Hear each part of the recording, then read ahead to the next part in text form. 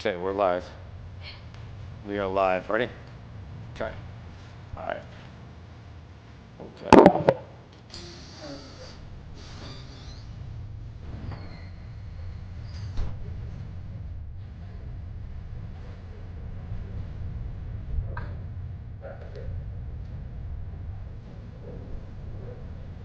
And we welcome you to Apple Stadium here on the beautiful campus of Boston College in Sherman, Texas. I'm Chuck Nakata. I guess standing in is the best word. There you go. There you go. For Brian Scott, who is not here today, you know, I'm not really going to miss Brian. I'm going to miss being down on the sidelines, man. I'm cooped up in here with y'all. Yeah, we're going to miss you on the sidelines because you got some great angles down there, and you heard some stories that we obviously can't hear from up here. So right. It's really good. By the way, one of my trademarks as a broadcaster for 37 years, I like to give nicknames. Listening to you the last couple of weeks and the great story you told about the first ever Austin College game about player eligibility. How about the professor? Does that work for you? Yeah, I'm not that smart, but I'll take it. Okay. All right. So Chuck Nakata and Kirk Hughes, the professor, and the Austin College historian as far as football goes. So it's Austin and Centenary tonight. Now, this is not a conference game. This is one of two games the two teams will play. We will play conference between these two teams in November. So, Kirk, I guess kind of like a last warm-up non-conference game? Is that what we kind of look at today? Yeah, it's this game was already scheduled ahead of time, so we're going to have a non-conference, but it's a good warm-up to see what we're about to face in conference. We'll face them again, so they'll get not only good tape on them, but they'll get good practice experience against them as well. Well, and really you don't need tape. All you need is pass. Last weekend, the loss at home to ETBU, at East Texas Baptist University, 500 yards passing for James Feuerbacher, and we'll get more into that. Feuerbacher actually rushed for minus 27 yards. I think they had 10 total rushing attempts and like 70 pass attempts. So if you're Austin College and you're looking at the offense for Centenary, it's literally one word, pass, right? It's called air raid. Air raid, there you go, okay. Air raid because Hal Mummy is the offensive coordinator, and you know him as the godfather of the air raid offense. Started that back in the late 80s when he was with Iowa Wesleyan.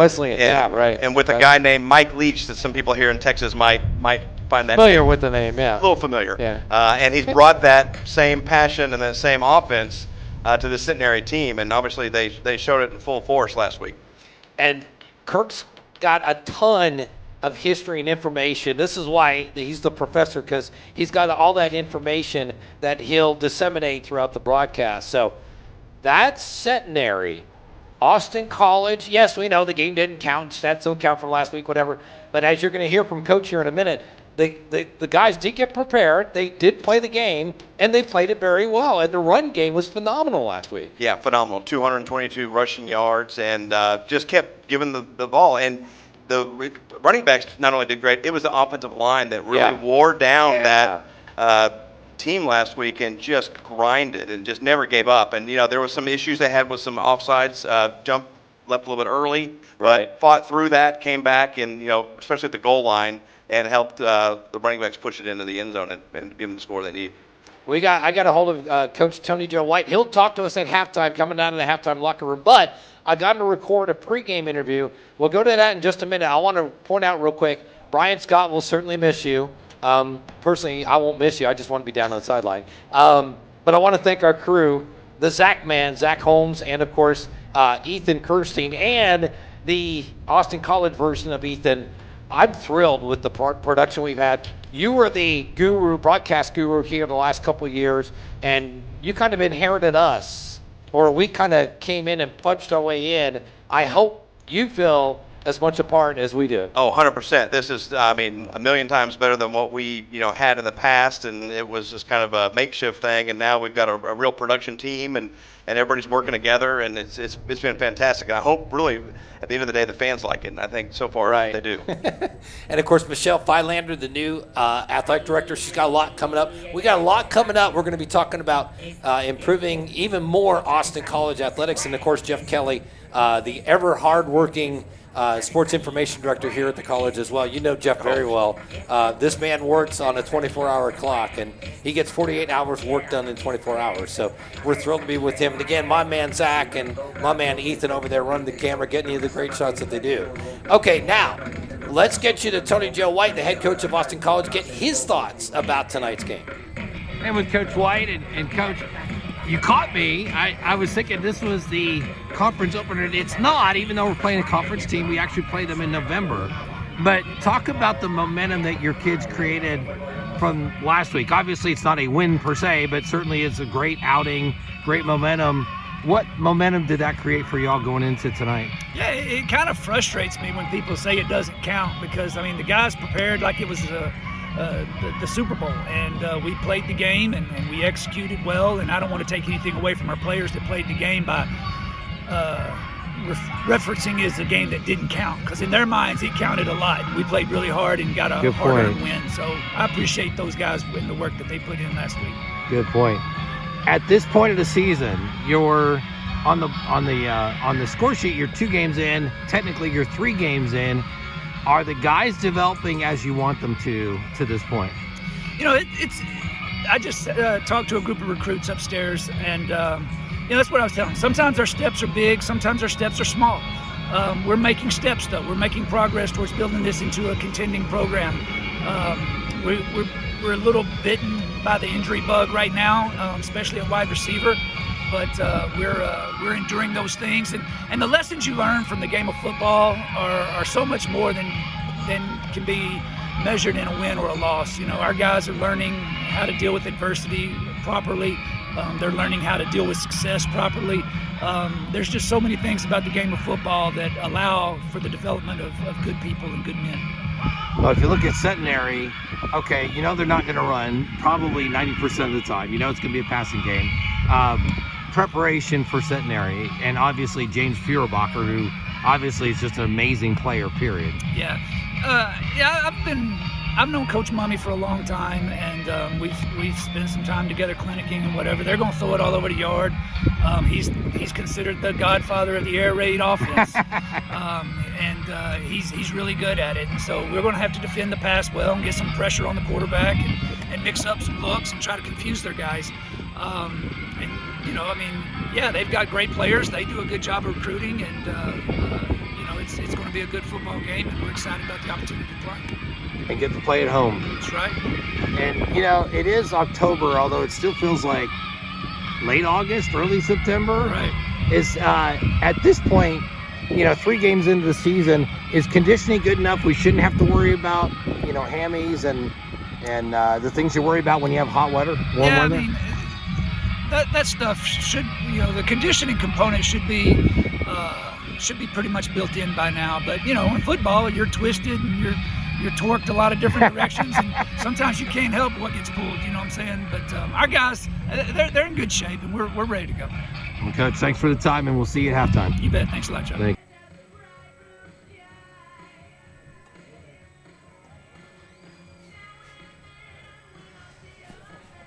Did we ever hear from Sarge? We're back live. Oh, we're back. I'm sorry. My apologies. Okay, so we've got, that's tape delay right there. Totally got it. Along with the professor, Mr. Kirk Hughes, and of course, the great crew, Zach and Ethan. And, okay, so you heard Coach talk about, and he got a little chippy with me about saying, hey, the game doesn't count, the stats don't count, as we talked about in the pregame, Kirk coming in, hey, they made the effort. He wants everybody to recognize the fact they made the effort, and even though it doesn't go on paper as a win, it was still the effort, and a team effort at that. Yeah, you prepare for it all week, and you put the effort in, and you put the work in, and you make a lot of sacrifices. We lost Jeremiah Johnson, who hurt his ankle, is going to be out today, and we were hoping to get Barrett Hudson back, but he's not going to be ready either. But you put that work and effort, and you get the win on the scoreboard, and then they're not going to maybe put it on the record book, but at the end of the day, the smile on their face is kind of told the whole story. Well, and talk again. You're kind of the guru of broadcasting up here, and of course you're a former player, and you know everything there is to know about the history of this school. When you get a game like that, And especially with the scenario was last week coming off of 2 losses, a home loss and a road loss. What did that do overall, you think, for the team, just in general? Just your psyches, winning is contagious, and it's one of those things where, your endorphins and everything else, or, you keep losing. Even if you lose a scrimmage, you lose a game that maybe doesn't count, it's another loss, and it just kind of plays to your psyche a little bit. But when you win, you get that different mentality, and you kind of change your attitude. You get a little pep in your step. You get a little excited, and that next practice when you come back on Monday, you know what? You got that good feeling, and you want to recreate it. So what did we do right? Take what you did right the week before, and do that again, and learn from your mistakes, and make sure you are prepared for this game against Centenary.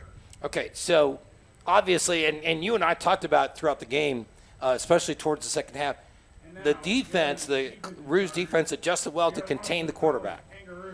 Now you got James Feuerbacher, who, if you play fantasy football, he scored 73.8 points last week. 500 yards passing, 5 touchdowns. You count those as 6 points, so that's 30. So that's 80 points. And then you take off the minus 27 yards, which is 2.7. And as if he doesn't do enough, he missed an extra point attempt kick. So, that's minus 3.7 points. But still, that's a pretty good outing. But again, Kirk, the point being, they're not going to run. They're going to come in the pass, and as you said, the air raid, godfather, if you will, directing this offense. Yeah, they're gonna pass, and they're gonna pass, and then they're gonna pass again, and they're gonna be in a running situation, and they're gonna pass again, because that's just what they do.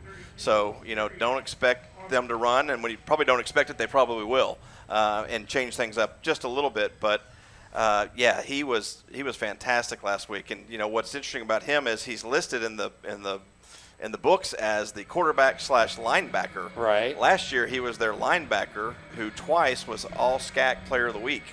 He was also All SCAC Special Teams Player last year.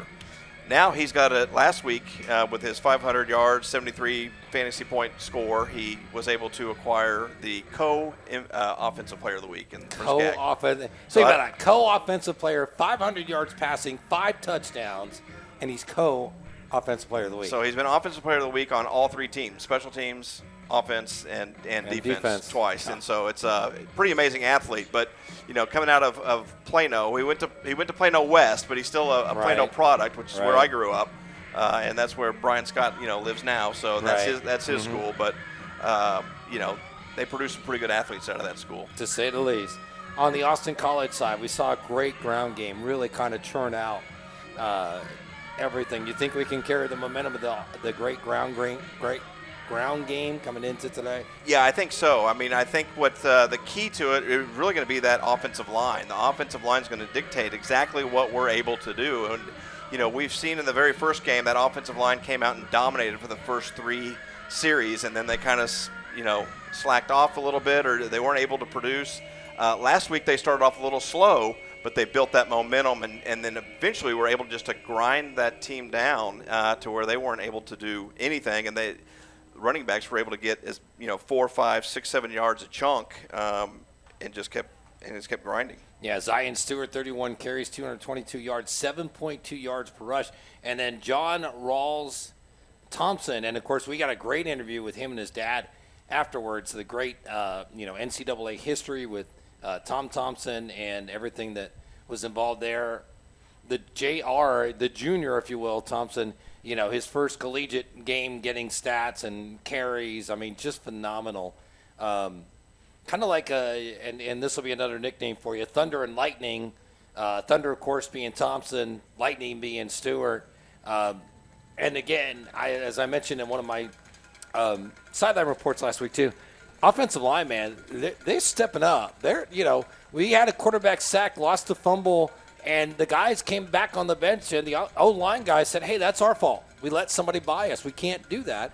And then they did well protecting on the Jeremiah Johnson touchdown pass, and they said, this is how we need to do it. So kind of what we talked about in the pregame, me, and Brian last week, guys are stepping up, and you're seeing that chemistry, and everybody's holding themselves accountable. Yeah, and we're going to need that offensive line to be able to drive the defensive line back, we need the running backs to pick up first downs, because what's going to happen is this Centenary team is going to come out throwing, and they're going to wear our defense down. That's what their goal is.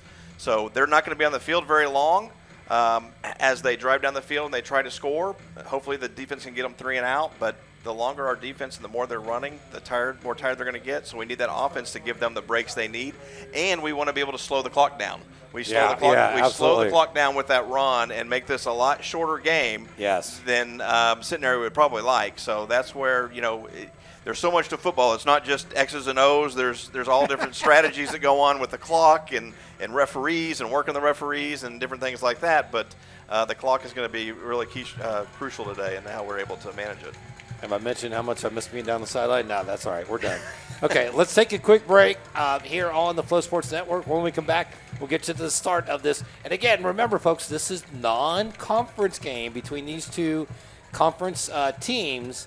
This one will not count in the conference standings, but it will count on the wins and losses and stat side. So Chuck Licata along with Kirk, and, of course, Zach and Ethan as well.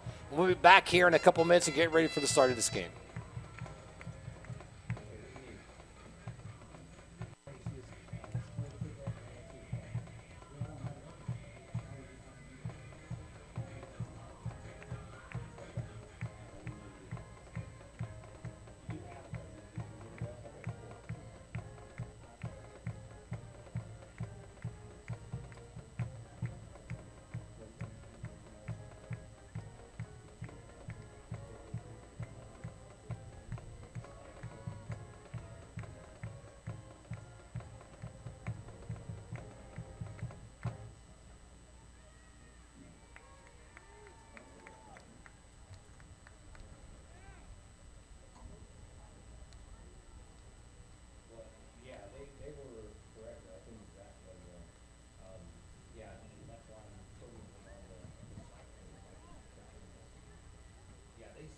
They start 5 minutes before the recap. Of course, that's what I did today. I was like, hey, open the window at 5:55.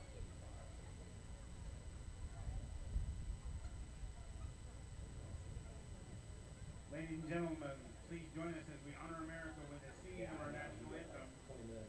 Tonight, to perform the anthem, Sherman High School senior Mary Claire Foley. Give the anthem live.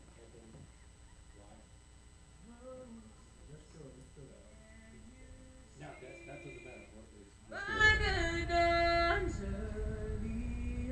Stay right there. What so proudly we hail at the twilight's last gleam. I don't know if this makes a difference. When you're playing commercials, it's only going to 20%, and those people that are getting it, the commercials block out what's going on here. Okay, but 80% of the viewers are watching what we have here. We watched were so gallantly streamed, and the rockets Have you played that anthem live before? the bomb bursting in air gave proof through the night that our flag was still there. Oh, say does that star-spangled banner yet wave for the land of the free and the home of the brave.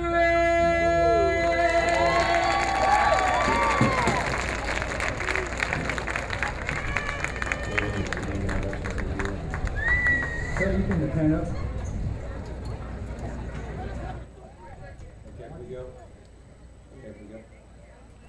And welcome back here to Apple Stadium. Chuck Licata along with the Professor Kirk Hughes and Ethan and the Zach man on the broadcast. Again, Brian Scott off today as we get ready for the coin flip. Kirk, your thoughts about the fact that it's still 90-ish degrees when we should be down in the low 80s, high 70s? Yeah, no, I'm loving the weather. But first off, I want to say that was one of the best national anthems I've heard here Oh, live wow. at Austin College since Lily Clayton did it about 7 years ago when she was a cheerleader, and she sang the national anthem. But that was a fantastic job, and I tell you, I love the live version of the national anthem when Austin College brings somebody to do it. But, yeah, you can't dial up better weather than what we have right here. I mean, Looks like a little colder, though, or a little, yeah, cooler. Could be a little cooler, but at the end of the day, there's not a cloud in the sky. There's a light breeze, and it's, it's not for Texas and 1st of October. You can't complain too much. Especially being up here in the booth, it's a lot better. Well, yeah, we have a little bit of AC in here, which is kind of nice. Now's the time you're happy to be up here and not on the Well, side no, of I'd still rather be down there. Don't get me wrong. I'd rather sweat it out. Being an old guy, it's good for me to get the steps in and stuff. That's right. So Centenary won the flip, and they deferred to the second half. So Austin College will start out with the ball. By the way, speaking of the warm weather, I did ask Coach White. I said, so basically 4th game into the season, are the guys conditioned enough that the hot weather shouldn't affect them? He said, yeah. We should be at that point that, the cramps and stuff that you get in the hot weather, that shouldn't affect the players too much.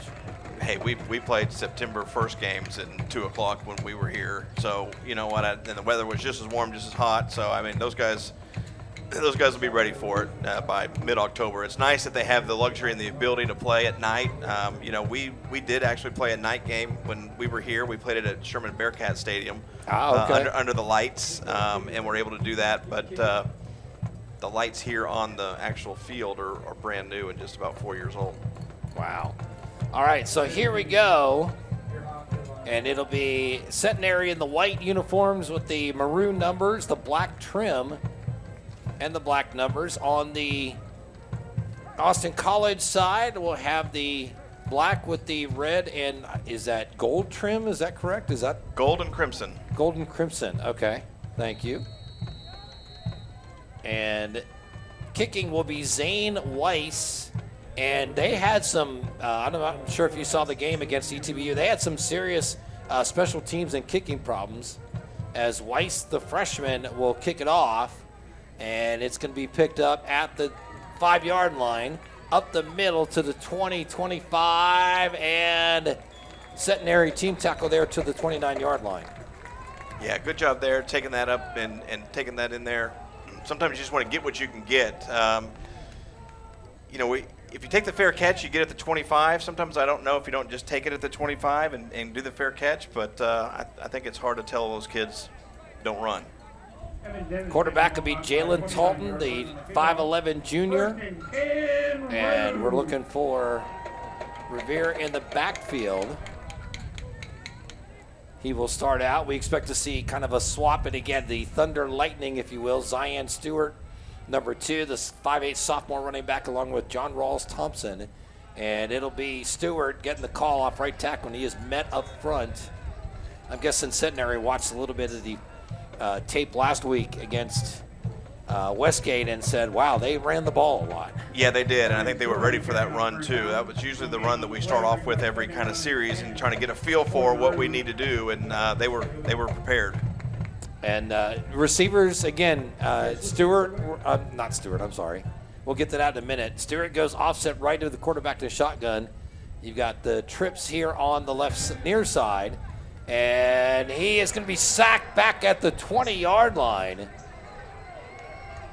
Nobody was able to get open on that one, and there wasn't much time. Jalen didn't have much time on that. The offensive line really kind of broke down pretty quickly as they brought Centenary brought an extra man, and they just didn't have enough blockers to block him. Jalen tried to get out of there, but they closed that pocket down on him.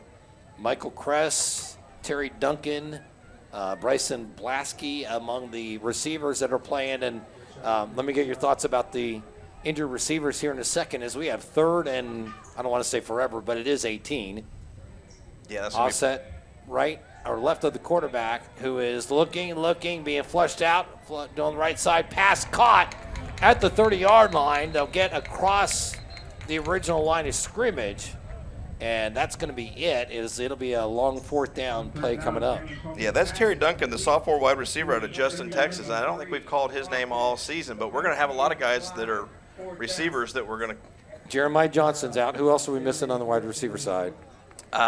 We're missing quite a few, but I know that we've got some new guys in there. So we're going to have Terry Duncan that I saw in there early, and then we got sophomore Jack Plunk that was in there too. He's a quarterback and said, hey, you know what, Coach?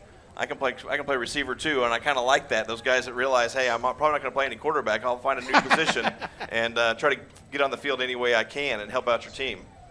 Kellen Vickery, 6'1" senior, back to punt. About to return the punt is Trent Smith. And the kick goes. It's going to take a huge Austin College bounce. Smith is letting it bounce, and he's hoping it gets in the end zone. And did they save it or no? They did not. Wow, he kind of outkicked the coverage. He just needed like an extra bounce up instead of back. Yeah, and so we zoomed in on that. I didn't see the ball land in the end zone. I didn't see it go across either. And so the difference in college and pro is in pro, you can't be in the end zone and you touch it. But in college, you can be in the end zone and touch it as long as the ball doesn't land in the end zone. And it looked like he got underneath it and flipped it back. But obviously the referee has a better vantage point than I do up here. But that still seemed a little suspect. Number 19, Vance Feuerbacher, the all-everything quarterback in the shotgun, running back offset right, and man in motion as the running back off left tackle. And he will get a modest gain. That's Christopher Jackson, the starting running back. Devon Strickland also helps on the running back side. Just as we said they're going to pass. What do? They run well, the very of course, first play of the game. So kudos to them for making us look bad. Twins left and twins right for Feuerbacher. And Jackson remains in the backfield, offset right of the quarterback in the shotgun. Looking back, and underneath pass is caught. And that's the kick returner, Trent Smith, who be held to about a 3-yard gain. Great job by Trey Brewer, who was playing off and kind of playing in that zone. And as soon as he saw the receiver break down and the quarterback look at him, he came up, made the hit right away, and didn't let him get any extra yards. By the way, the over-under for them not passing would have been one play, right? That's right. Again, this is the normal formation. Twins left, twins right. Now we get a man in motion, and it's quick receiver screen, and that's the kick returner again, Trent Smith, and he's going to be close to a first down. They're going to put him across, it looks like across the 29, and now it's marked at the 30. They're going to call it a first down. And this is it right here. They got guys subbing in and out on the Centenary side. They're ready to go. They are, but the Austin College can actually play the mind games. They can send a substitute in right now if they're subbing people on and off, and they will have to give Austin College time to get their players on. As the running back goes off tackle, that's Devin Strickland. So there's a lot of games, like I said, that go on, but when they sub somebody off, Austin College has the ability to wait for that person to come on, then we can go sub somebody off, and we have to have the time to be able to get our guys on, and that's something that Coach White, I'm sure, has been working on all week. So now running backs offset left and right, man in motion. That is Smith, and looking to pass down the middle. He's got his man down the middle, but it's incomplete as the ball hit the ground as he was attempting to hit Theo Dunn, a 6'1" junior receiver. Their receivers are Trent Smith, number 0, Obadiah Butler, number 23, Theo Dunn, number 81, Aiden Baker, number 22, or number 86 rather, Xander Fedrick, number 11, and Kyle Johnson, number 82, as they fake the handoff, play action pass here. Good pursuit. Oh, and he's going down. Good pursuit. That's going to be a sack. First sack for Austin College. Yeah, that was Cam Hammond who had the initial pursuit and just kind of a little bit over pursued, but the over pursuit forced him back in to number 95. That's Fernando Delgado, who ended up getting the sack. But good job there by the Austin College defense. So 4th down now. I mean, a 3 and out is exactly how you wanted it to really. They got one first down, so I guess it wasn't a 3 and out, but 7 and out as the high snap and now the low punt. And it's going to take a Centenary bounce. All the Ruse players scatter away as the kick will be down at the 25-yard line. So both punters have gotten the advantage of the roll there and taken full advantage of that turf. Centenary punt is down. Trying to get a hold of the stats here. I'm not sure why 1st and 10. it doesn't seem to be working. It's about text Jeff real quick. Meantime, Roos take the ball for the second time. They go trips on the near side, single receiver far side. Jalen Talton, the junior quarterback, with Stewart, and Stewart gets the handoff, and he's going to cut back right. And Centenary again, Kirk, is just right there for the stop. Yeah, they're waiting on that play on first down. Austin College likes to run it on first down. It's a lot more productive if we can get 3 or 4 yards, and it makes second and third down a lot easier. But now it's going to make second and third down a lot longer, and it's going to limit what we're able to do on second down now. Thank you, Sarge. Emilio Sarge Juarez, who is our QA, monitoring the broadcast. He says all is well. Wow, that could have been an offsides, and the flag comes down as the pass complete there. Yeah, could have been offsides. I think he almost took the snap. I know, right? Austin delay on the pass reception. So let's see if they take it or take the offsides. Gain of about 4 or 5, so it was second down. I'm guessing they're going to take the penalty because they'll get an automatic 5 yards. I think I'm going to take the penalty and have an extra set of extras down to get the first down on that one. But no, they declined it. They declined it. Okay. They're going to take third and short.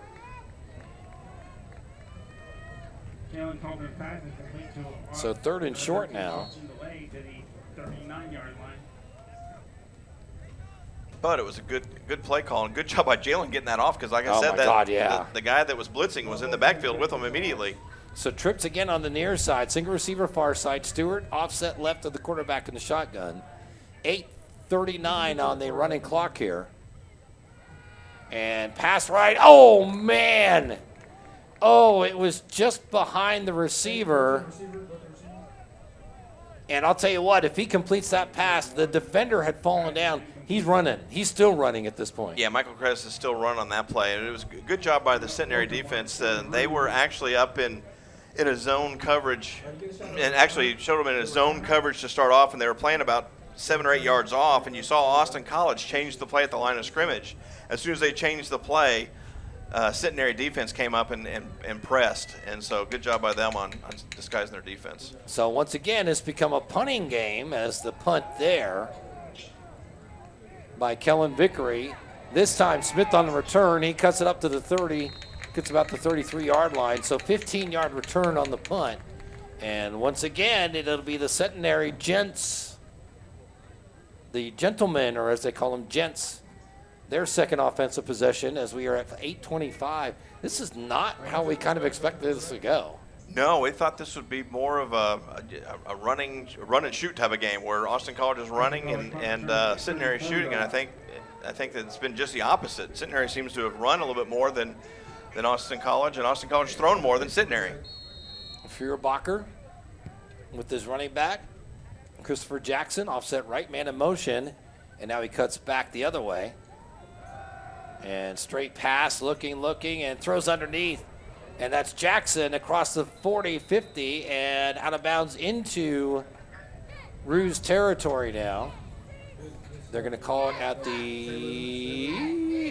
right at the 50-yard line. Here's kind of that air raid where they come right back to the line of scrimmage, and they're ready to go. They've already got a play called. They're going to look over the defense a little bit, and then they're going to go pretty quickly here. Great job by our crew behind the scenes. We need to get a camera and record that because Zach and Ethan doing a great job. Another underneath pass to the running back, and that one met and squashed. Yeah, that's a great job there by Austin College and L.A.L. Sandoval, who came up and met him immediately when he made the reception for just a short gain. Sandoval, a senior, 6 foot, 190-pounder. It'll be second down. They do gain 3 on the play, so 2nd and 7 now. Feuerbacher with time to pass now runs up, and this is where you need the spy. Feuerbacher playing a little mind game, playing a little juke in there as he gets across the 45 inside to the 44-yard line. Yeah, I'm going to take Pablo Cantu over him all day long. So that's not the guy. When you look up and you got linebacker on linebacker, I think he knows he better just go ahead and go down pretty fast. And like I said, that kid from Plano is a pretty smart kid. 3rd and 4 now. Clock at 7:01 and counting in the first quarter. Back to pass, looking, throws it down the sideline, and 2 receivers in the area, but nobody really open. No, I think there was a mix-up there because you had 2 receivers running the same Right. route, and you actually had 3 defenders in that area, and somehow he put it in the one area where there was 5 people in a 10-by-10 area, and nobody was able No. to catch it. So Xander Frederick and Cade Whitehead were the receivers in the area, as it'll be 4th down now. now here's what's kind of interesting, right? When your punter's also your quarterback, you never know what to expect. So this is an area of the field that a little bit in between. You probably want to punt it, but Timeout taken here, by the way, by the Gents. So on FloSports, we'll go ahead and hit our commercial spot. Those of you staying with us will listen to what Jeff has to say here. Because, yeah, I mean, you can play field position, but with this kind of prolific offense, what do you do? I don't know. I think you go for it. I mean, the statistics say in this situation, it says 4th and 3. It's really 4th and 3 3/4. Yeah, more like 4th and 4. But I honestly, I think they moved the ball back a half yeah. of slash. But they are gonna go for it, which I think that's probably the right call. Well, and what you've seen from their defense, they've done a good job on the Ruse offense so far. So why not, right? Yeah. So here we go. First 4th down conversion attempt of the day. 4th and 4, we're going to call it. Feuerbacher with Jackson offset left. Play clock down to 15, so he's got time. Now they're going to change it up.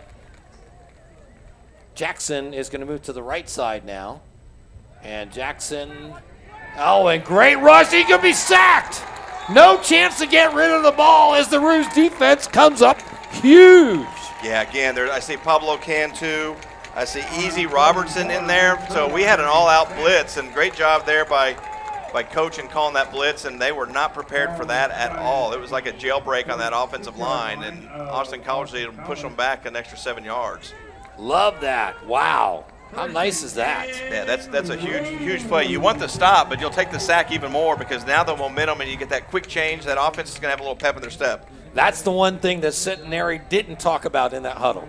Guarantee it. Yeah, get rid of well, as a quarterback, you've got to get rid of the ball. I mean, even though you know you're in trouble, it's 4th down, you got nothing to lose. All right, so Talton back and the Ruse offense, and handoff Stewart up across the right side. He has jumped, tried to hurl one of the Gents as he gets across the 40 into the 38-yard line. In fact, watching those 2 games, Centenary game, that's the one thing. He holds on to the ball way too long when he's back to pass. Yeah, Feuerbacher. He does. But hey, Zion Stewart, that's the second time he's pulled that that move where he tries to hurdle people, and that time he got up there and was able to get the momentum and got an extra couple yards out of it. John Rawls Thompson in, and he will play pass protection. Lofts it down the left sideline and just out of the reach that time. That's Austin DeLay. That's a new name we're calling. We're going to have a lot of people we're going to call Yeah, for right, the first exactly. time. Another sophomore from Arlington, Texas. Yep, DeLay, sophomore, 5 foot, 656 pounds. But I'll tell you what that does, though. It opens up that defense a little bit and gives them that threat that, hey, we're going to go long. So now some of these runs, some of these linebackers are going to have to sit back and try to drop back, get into coverage, or not to expect the run every single time. So if we don't get 3rd, I'm thinking we go for it on 4th because you really want to take advantage of that situation. Yeah. The sack in the field position. But let's see if they can convert it on 3rd. 3rd and 3 now. Clock at 6:10 and counting. And again, a huge thank you to the production crew. They are doing a phenomenal job as Thompson gets his first run of the day. And he will be close to it. You're pointing like yes. The official's going to call timeout here real quick. the official on the far sideline seemed to give them the spot, and they're gonna measure this one. And there's an injured player. That's why they're calling timeout at the bottom of the pile. There was a Centenary player that was on the bottom of the pile, but it looks like the right foot of that official is going to give him that first down. But yeah, you can tell from here, from our angle, it looks like the nose of the ball is across the hash mark. Go ahead. This is what we saw from John Rawls last week when he got in there. He had a couple series, did pretty well, was getting a couple yards of carry, which was decent. Right. He comes off the sidelines, and Brian noticed that Coach White was actually talking to John Rawls on the sideline. He comes back in the next series. He's picking up 3, 4, 5, 6 yards of carry. And what Coach White is talking to him about hitting his point of contact and hitting it hard, not kind of, know where you want to go and go full speed. Don't kind of stutter step in there. And with that, he was able to get, I think he did that here and got able to get the first down. I believe this is Seth St. Martin, a safety, but we'll keep the camera as Zach has it now on the Ruse huddle here. You hate to see injuries in college football. How many did you see during your time playing here? It happens, and one is too many. Okay, let's just be honest. One is too many. They're all, but it's going to happen, all right? Unfortunate, and that people do get injured from time to time, and sometimes, in a situation like this, they're injured, which is you never want to see that, but they're not as injured as bad as you want. They'll let them stay down, let them recover a little bit, catch their breath. So they've got the timeout. They'll take the full time, but they don't want to rush him to get up too fast or do something that's going to hurt him down the road. Well, as you're watching on FloSports, we'll take a break for those markets that get our commercials here at the stadium and those watching. So we're still waiting for the official mark, although the chain gang has it listed as 4th down. I would like to see a measurement at this point. I would ask for a measurement if I'm Coach White. Absolutely. I'd like to see a measurement for sure. Well, actually, I guess maybe our angle might be off just a little bit because it's not even on the hash mark. The ball's not on the hash mark, and it looks like they're about a half a yard. All right. The chain looks like it's on the hash, and so kind of a diamond formation, and Stewart across with enough and more. That's definitely a first down. It's across the 35 down to the 34. First and 10. Not many teams put their 162-pound running back in to pick up the 1 Right, yard, and that's the guy you're going to give the ball to. But he runs hard. He stays low and has that low center of gravity. He's hard to bring down, and he always seems to fall forward too. So call it a gain of 2 and first down. As clock 5:24 to go in the first quarter.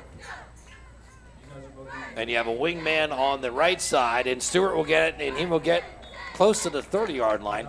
Good block, and as the Ruse offense now, Kurt, seems to be getting some momentum, and that offensive line is settling in as J.R. Thompson is back in the ballgame for Stewart. Yeah, that's 4 yards. They got 3 full yards on that one, which is good. I thought they got to the 30. They pushed it back a little bit, but that you just want to keep getting positive yards, and 3 yards on first down makes second down a little bit easier, and opens it up a little bit. We can run here. We have the ability to run or pass, but it's going to keep sitting there on their toes. 2 receivers top side. Thompson in the backfield, offset left, and quick pass. Nice catch there. That's for a first down and more, down to the 19-yard line. Was that Kress? That's Yeah, Kress. okay. That's our leading receiver coming into the game. He's got 15 receptions for 212 yards. He does have 19-yard line. Kress out of Stony Point High School in Round Rock as Stewart checks back in.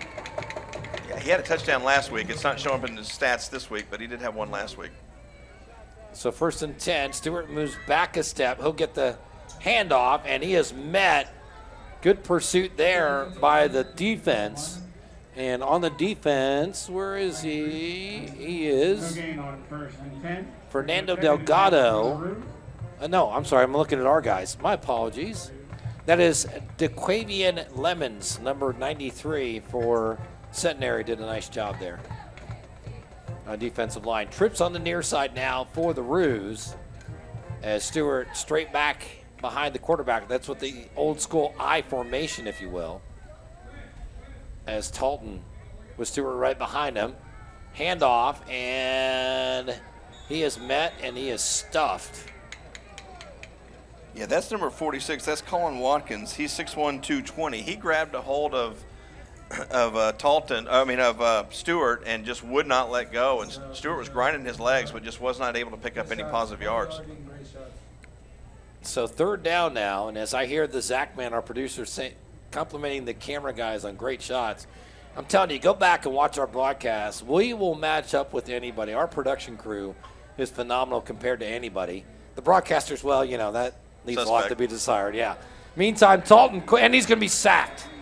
What happened there? What's the breakdown there? There was a high snap, and I think that just kind of threw the rhythm of the whole playoff. And, we had all the receivers to the right side. I think that was a designed run, and he was supposed to follow his blockers. The high snap kind of put him off a little bit. So, but you know what? We've got our kicker, who's a good weapon that we're going to bring in here, Caleb Balderas. Now, he told me last week when I was on the sideline, I said, what's your range? He said, money inside of 45 yards. He said, after that, hit or miss, but he's at the 32, so 42-yard field goal attempt. His longest is 49, so this is well within his range. Snap back, hold down, the kick is up, it's blocked. I believe it was blocked because I saw a hand go up and the ball just kind of It took a clothesline right there. It went sideways, so I mean, it's hard to kick it that way. So I want to assume somebody got a hand in there. He had to keep it low in order to get the distance on it. You can't kick it as high as you'd like, so you want it to get past that defensive line, but they were able to get a big hand up in there and were able to block it. Thanks to Jeff Kelly, as the live stats are with us now. And 1st and 10, third offensive possession for the Gents. Feuerbacher, handoff, and stood up and going nowhere is Devin Strickland, 5'11" running back. That didn't fool anybody. No. Good job there by the Ruse defensive line, sitting in there and waiting and holding up the offensive line. So that's number 99 for the Ruse. Tank Thomas. I mean, he looks like a tank, right? I mean, that's exactly I don't know his name, but I was thinking, that guy looks like a tank in there. The physique matches the name, right? 5'10", 349, right? Wow. That's what you want as your nose guard. No kidding. Second down now. Feuerbacher, empty set backfield and underneath pass. And across for a first down. That is Trent Smith. Trent was able to get in the zone and found a good spot, and then his receiver get a good block for him that allowed him to pick up that first down.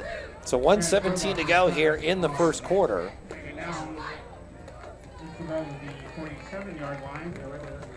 Centenary with 1 of 3 on third down conversions, as they will go 1st and 10 now. 2 running backs, 1 left, 1 right. This will be the second man through, and that's Strickland again. He gets up maybe to the 39-yard line. That's the defensive back, Kenneth Alexander, who comes up and makes that play out of Commerce, Texas. And good job there by sealing the edge and not letting him get outside. I think the Roos are doing a really good job on defense so far. So far, they've done good. They've had to give up a couple plays here and there, but all in all, they've limited the yardage, and the big play hasn't really happened yet for Centenary, which is what they're kind of known for. Right, receiver goes in motion now, takes off on the right side, dumped underneath. Strickland falls down on his own as he had some room to run. Well, Cantu's kind of stepping up, and here's some footsteps. I think I might fall down too if I saw him bearing down on me. But a good job there by their by Centenary. The Roos have been rushing, so they called that screen play and let the defensive line through and just kind of lobbed it over. Looked like he had plenty of room, but Cantu played that very well. So right at the end of the first quarter, we'll go ahead and play some FloSports commercials for those of you that are in those areas. In the meantime, we're going to keep it here. Chuck Licata along with the Professor, Kirk Hughes, and, of course, the Zach Man and the 2 Ethans, Ethan Kirstein and what we call him the Austin College Ethan. So I would say first quarter is kind of a win for the Roos in the sense not only have they not given up any points, but we haven't seen the big play or big yardage. And on the only 4th down conversion attempt, the Roos defense came up huge with the sack. Yeah, the sack was huge, but also if you're just playing the game, it's a game of field position.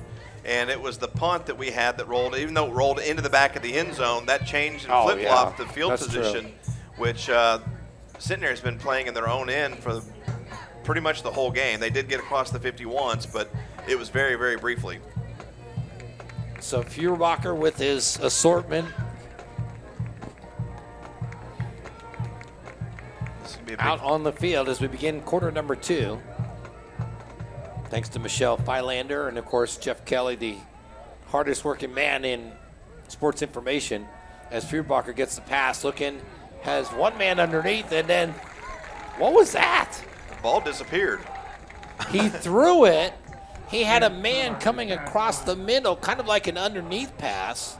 It got sucked up into those black jerseys, and I never saw it. I think it hit the ground, and the quarterback ended up picking it back up, but I almost thought the quarterback caught it, which would have been dangerous for him because he had everybody coming after him. But great job there by the defensive line to get their hands up as he went to throw the ball. So Theo Dunn was coming across the middle, and some of the ball just didn't get to him. As Feuerbacher, now the punter for the team, sets up in punt formation.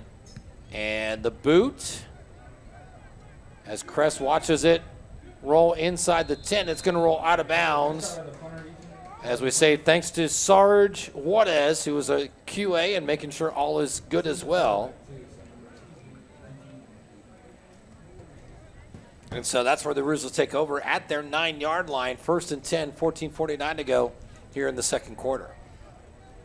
So Feuerbacher was able to kind of flip-flop the field position there. So now the Roos are going to be back, deep in their own side of the field. So they were able to get just a couple first downs and then able to flip-flop the field for the Roos. So Roos are going to have to do their job to get out of this deep hole. To me, Kirk, here's the surprising stat. We're at 14:49, second quarter, 39 total yards for Centenary, 32 total yards for Austin College. Surprising. Even as you can get, both teams had the ball the same number of times. Yep.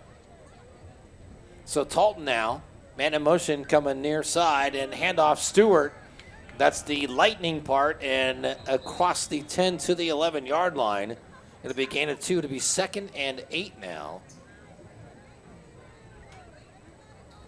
So again, that's a typical first down play, is that run to the right side, trying to run behind big number 70 for the Roos, which is Felix Flores III, that right guard. Stewart, 8 carries, 16 yards, so averaging 2. That number's got to improve dramatically if the Roos are going to be effective here. Talton now, literally in the shadow of his own end zone, even though the ball is at the 11. It'll be 2nd and 8 now.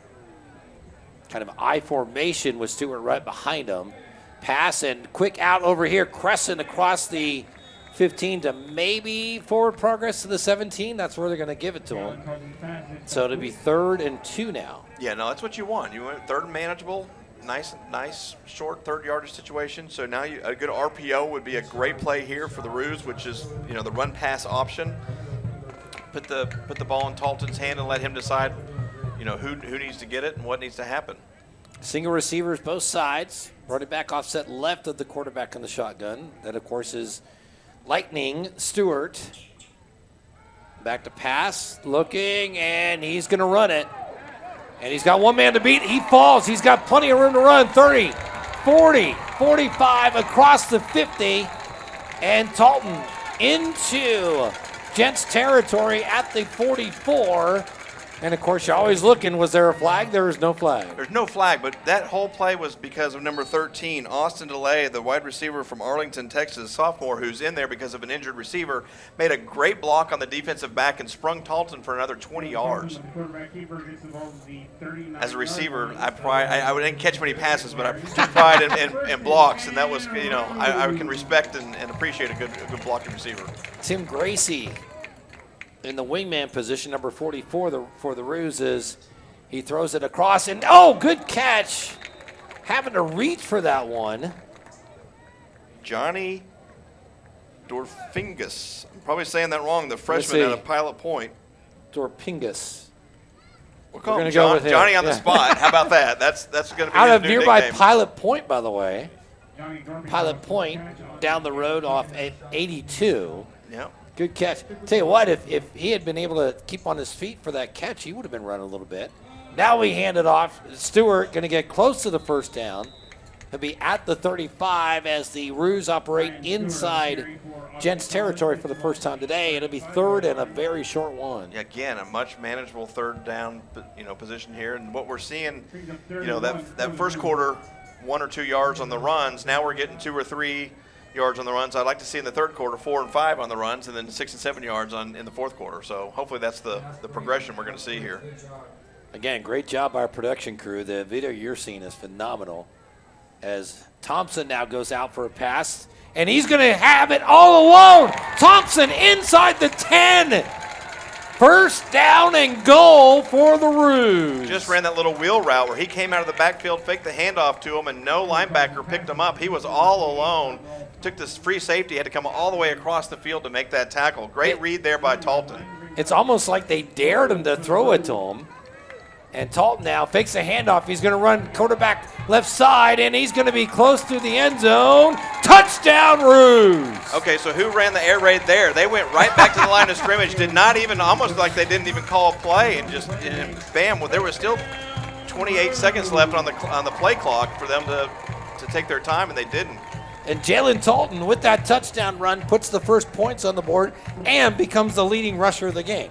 So there you go. There's what I was talking about, 7-8 yard carry. So it happened a little bit faster than I wanted to, but I'll take it.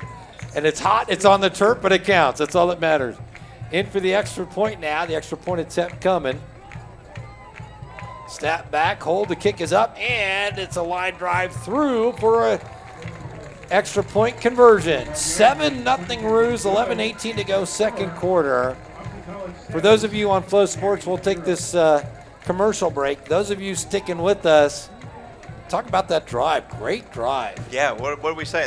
They started at the 9. They flipped the field position on us, and I said we have to get out of our end zone, and we really did. A couple passes to Michael Kress kind of, made it manageable. Some three third down conversions on that drive, which is huge, but they were manageable third down conversions.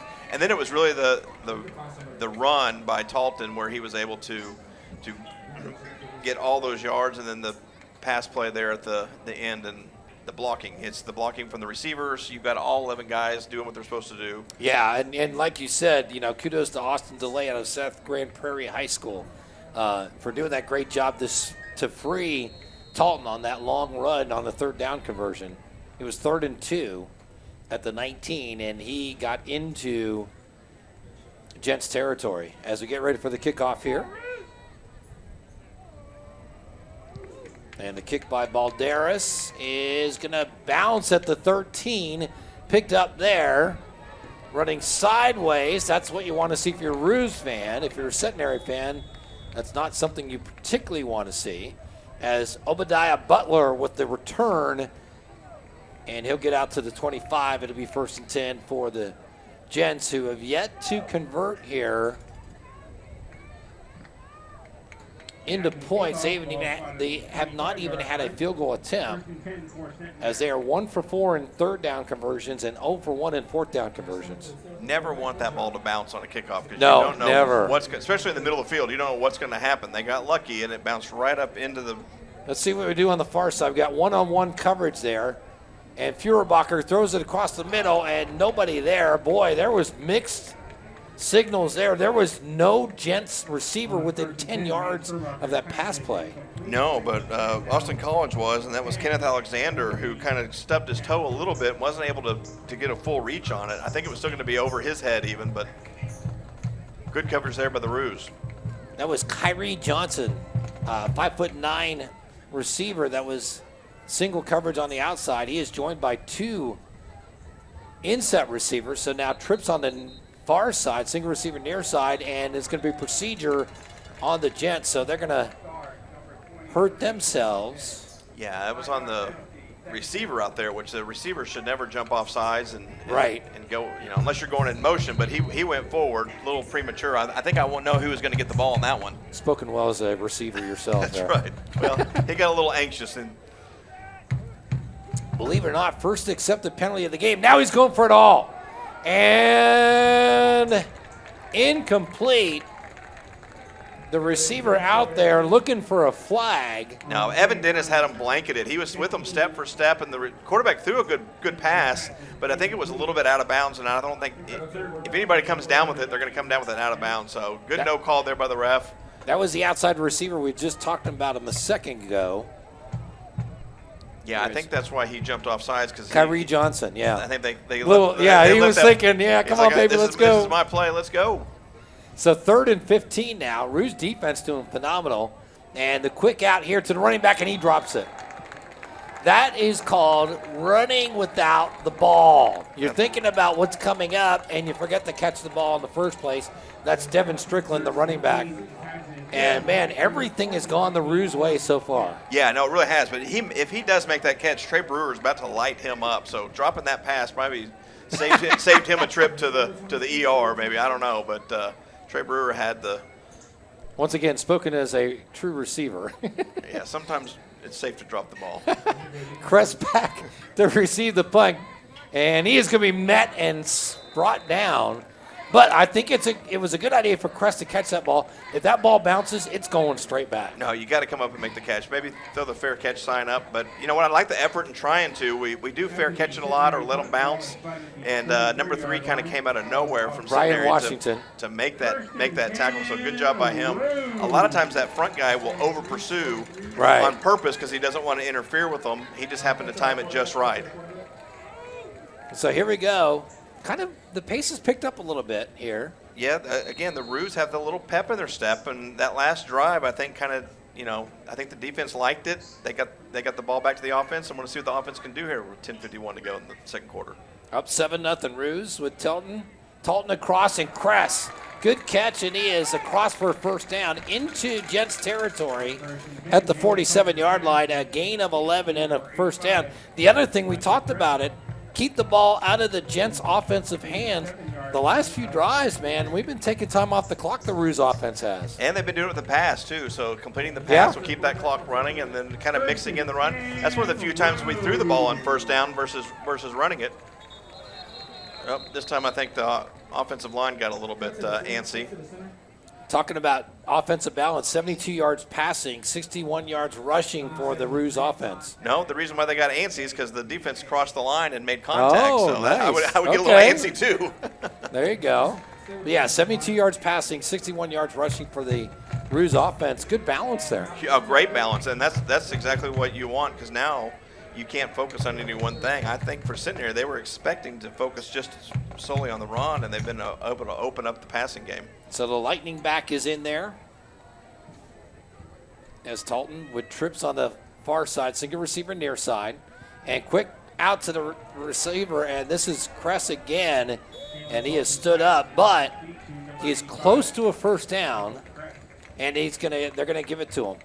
First down again. We're seeing a lot of first down conversions on pass plays for the Roos. Yeah, no, that's 2 pass plays in a row. That's the first 2 times we've done that to start off the series and it's been great. So I think that's just kind of throwing off Centenary a little bit. Again, with this balance, it's hard for them to key on it. Oh, and he loses the ball, and falling back on it is the offensive lineman. As Stewart was about to launch it, Cress was down the field at about the 15-yard line. You saw Talton ready to throw it, and all of a sudden the ball knocked out of his hand. Unfortunately, even though it's a huge loss and obviously a sack, at least the Roos kept the ball. Yeah, he was looking at Michael Kress, who was going deep, and it's like baseball. You wind that thing up, and he brings that thing way back, and when he does, he makes it susceptible to somebody touching it and knocking it out of his hands, and that's what happened there. Javen McGowan fell on the ball and saved it for the Roos. 9:12 to go before halftime, and Stewart will get the call. Good running room as he is close to the original line of scrimmage, as it was 2nd and 22 to start the play. Yeah, that's a huge run there because that makes third down a little bit more manageable, and we're in that little area that's probably 2-down territory. So you've got 2 plays to pick up 11 yards. I think that's a huge play there and a good run by Zion. And look who's in, J.R. Thompson. How about a little wheel route again? I like it. Worked once, right? So they suck. You think they're going to have a linebacker on him this time, I think? I don't know. You got Michael Kress. If he runs that slant route, you send JRT out there. It looks like that's what they're doing. Kress's far side, trips on the near side. Thompson offset right to the quarterback in the shotgun, and timeout now being taken by the Roos. They'll talk about it. 8:28 to go here before halftime. 7-0 Roos. So last year these two teams played, and as I saw in the stats, but of course you were there, they were close games, were they not? They were close games, and they're a new program, so they're a brand new program. They just started it up. That last year was the first time Austin College had ever played Centenary in the history of either school. So it's rare that you get a school where we haven't played them before, but they just started their football program up. And repeat that story real quick.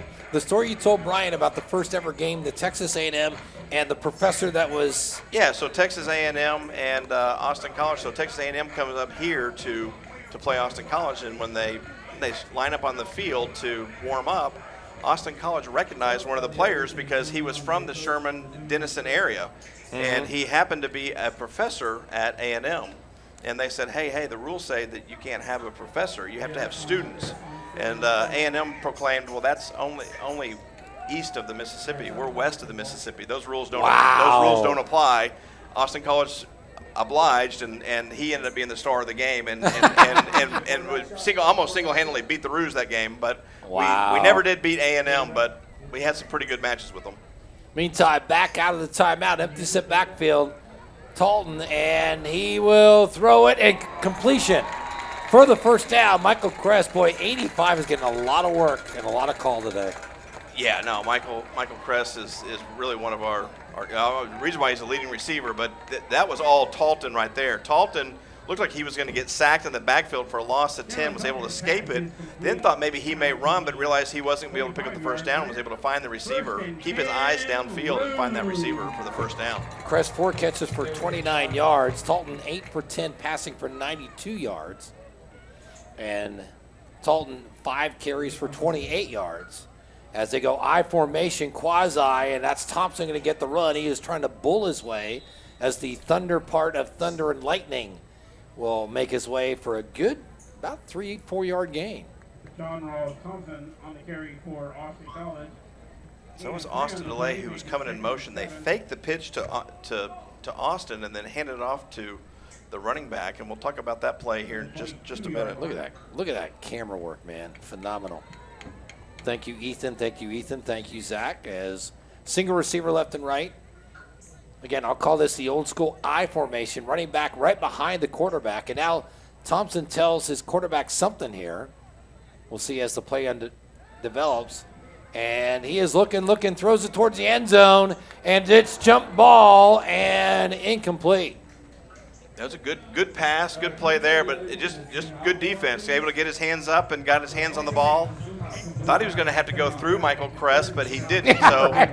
DeColby Chambers on the coverage there.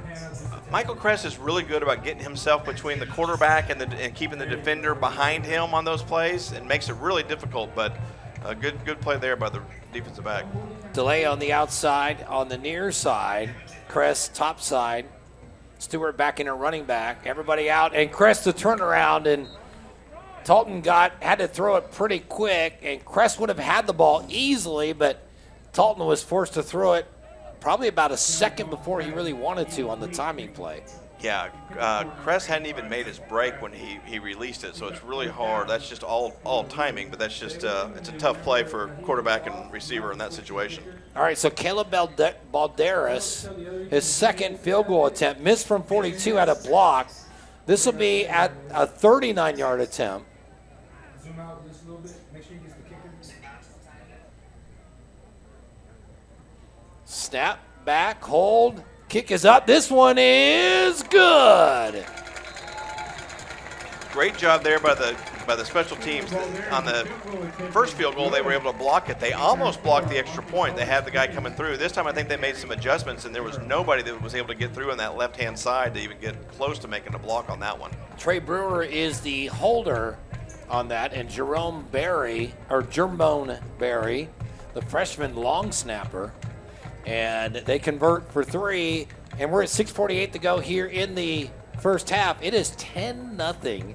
For those of you on FloSports, we'll give you your commercial breaks. For those of you with us, really impressed with the Roos so far, not just on the scoreboard, but the way everything has developed. The offense has developed some consistency, some drives, and as Coach told us in the pregame interview, he wanted the offense to stay or play a little keep away from the offense for Centenary. They've done a good job so far. Yeah, they have, but it goes back to that last game. I told you there's a psyche that comes into when you win a game, and you can see there's a little different pep in their step in this game than what we've seen in the first 2 games, and we saw it towards the end of last game. But once it was over, they could exhale, and now they're starting to.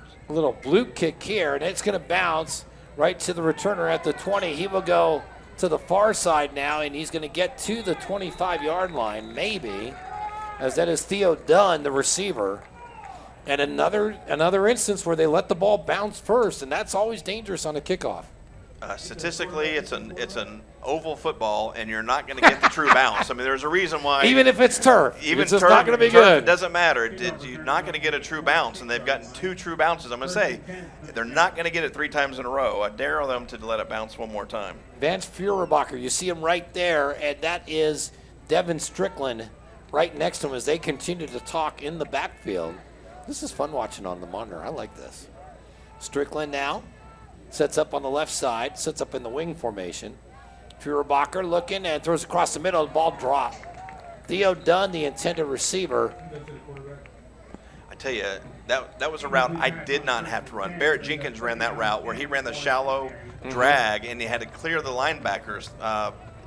Quarterback didn't give enough time to clear. Admit it, you didn't like going across the middle because you knew you'd get hit. Come on. No, I ran across the middle. I ran deeper, though. I didn't mind getting hit by a safety or somebody like that, but not a linebacker. Are you telling me you had speed? No, I did not have speed. Okay. This one, another one dropped by the receiver. And now Feuerbacher is getting let down by his receivers a little bit. That's 2 straight drops, and that's about 4 that I've counted in this game. Yeah, they're contagious, and so it's one of those things right? when somebody drops it, they get a little frustrated, and that frustration carries over to your teammates, and you'll see that. They've got to do something to try to fix that. As it's 3rd down and 10 now, Feuerbacher being flushed out. I don't think he hears the footsteps now. He's going to hang on to the ball, and he is tackled as he gets close to the 35-yard line. May have picked up like 8 or 9, so good run that time. But again, great pursuit and great staying at home by the Roos defense to contain him. Yeah, no, just a good job. First of all, it was good coverage because the secondary, he had nobody to throw it to, so he had to be forced out. Road containment, was getting chased down, and he had Pablo Cantu again, who was coming up. Didn't necessarily make the play in that situation, but he made the play without getting the stat. And Feuerbacher now, another punt. And he's getting a little flustered. Quarterback throwing, he's 6 for 14 for 41 yards.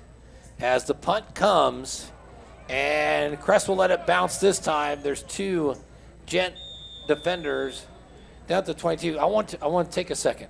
6 for 14 for 41 yards for a quarterback that threw for 500 yards and 5 touchdowns last week.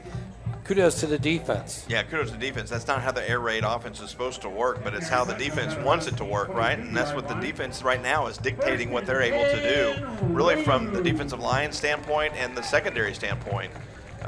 They're just doing a fantastic job from top to bottom and putting pressure on him, which breaks up the timing, but he doesn't have the timing because the receivers aren't open immediately.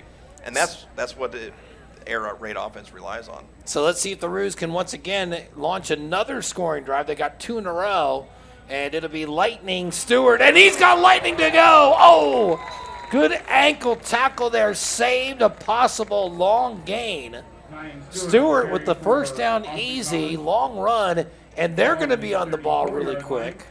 And see, that's what we talked about. They've been running that first down over and over and over, but the last drive, they threw it on the first three consecutive first downs, and now because of the balance, you just don't know what Austin College is going to do, especially when you can pick up 10 yards on a run.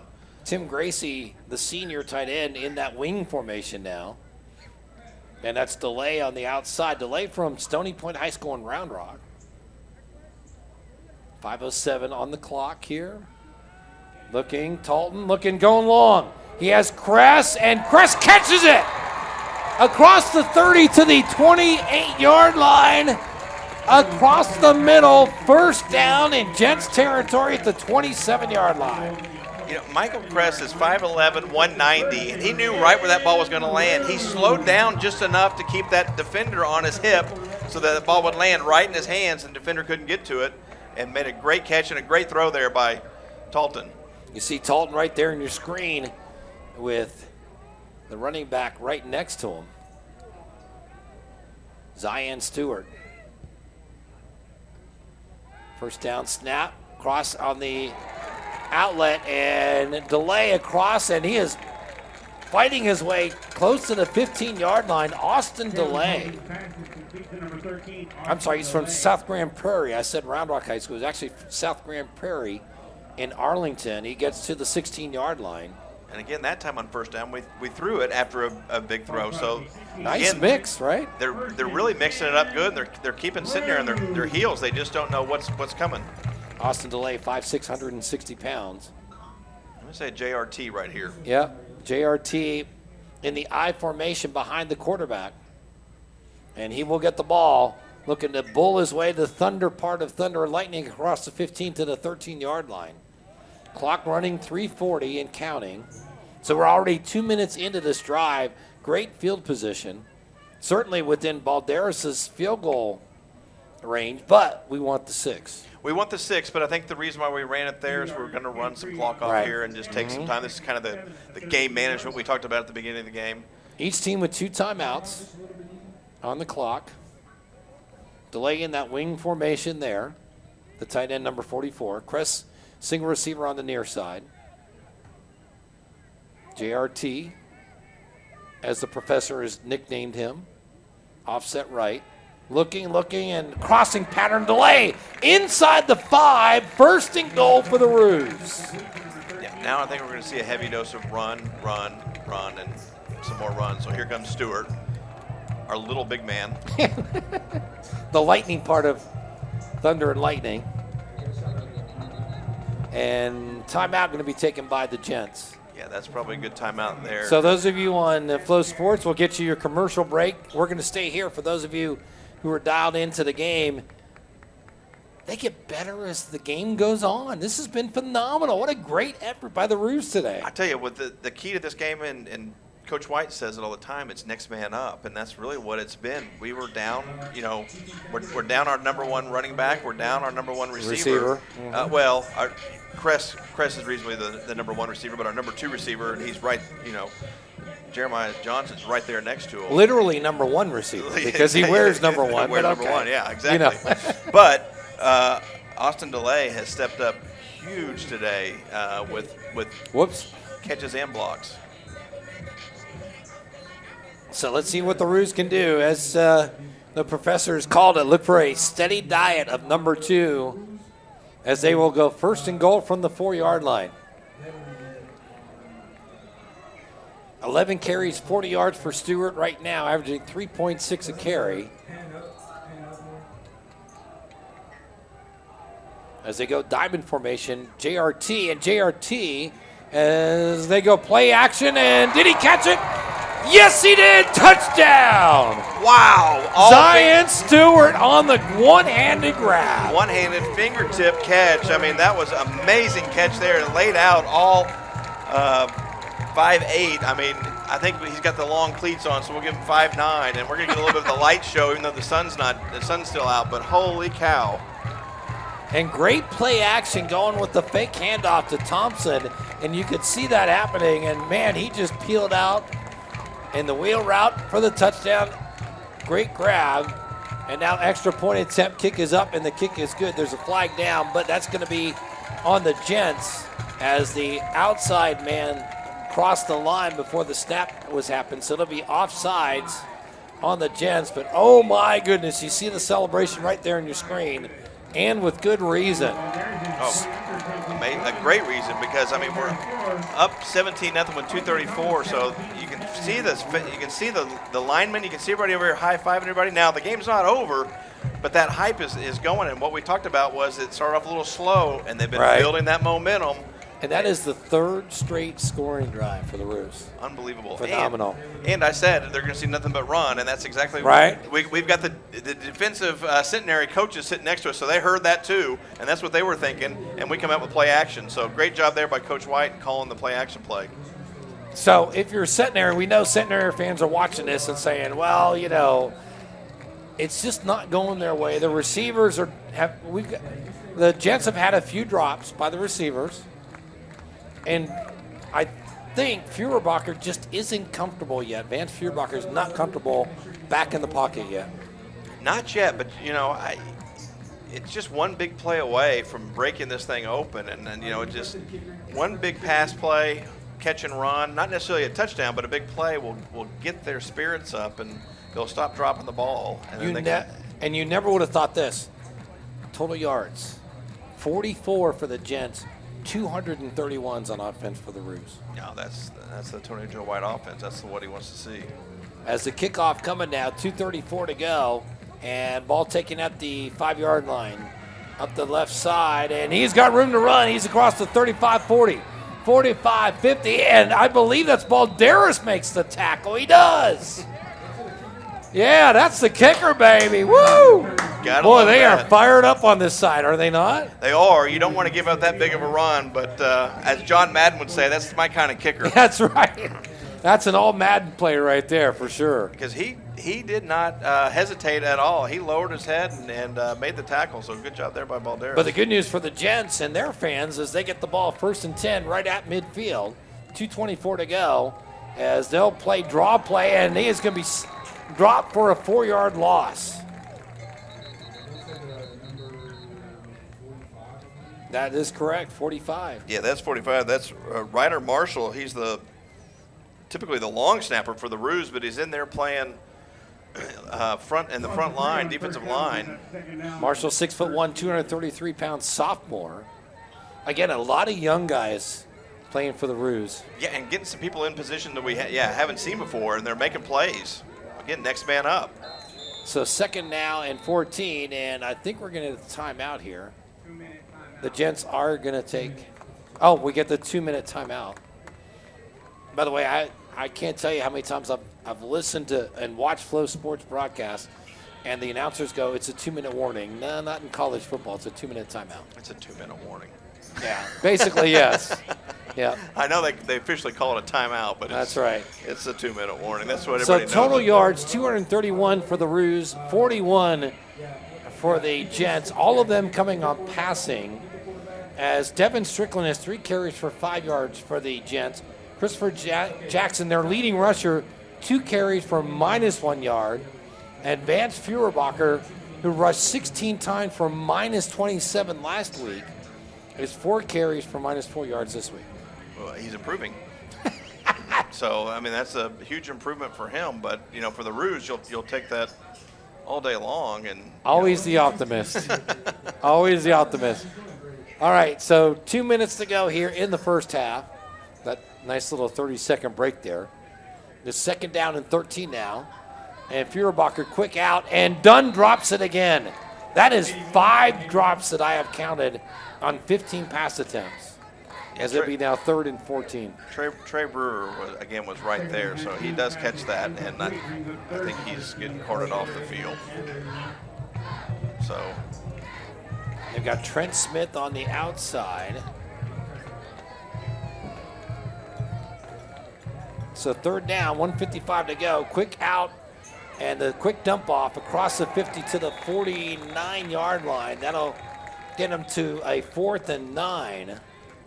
Easy Robertson come up and made a huge play there. The receiver had the ball, had momentum and everything else, and trying to get to the outside. And Easy Robertson just took his legs out and dropped him right on the spot. Great tackle. And tackling is the one thing that Coach White talked about with this defense is they've got to be able to tackle. And you know what? There's not been too many missed tackles or broken tackles at all today. And good pursuit angles.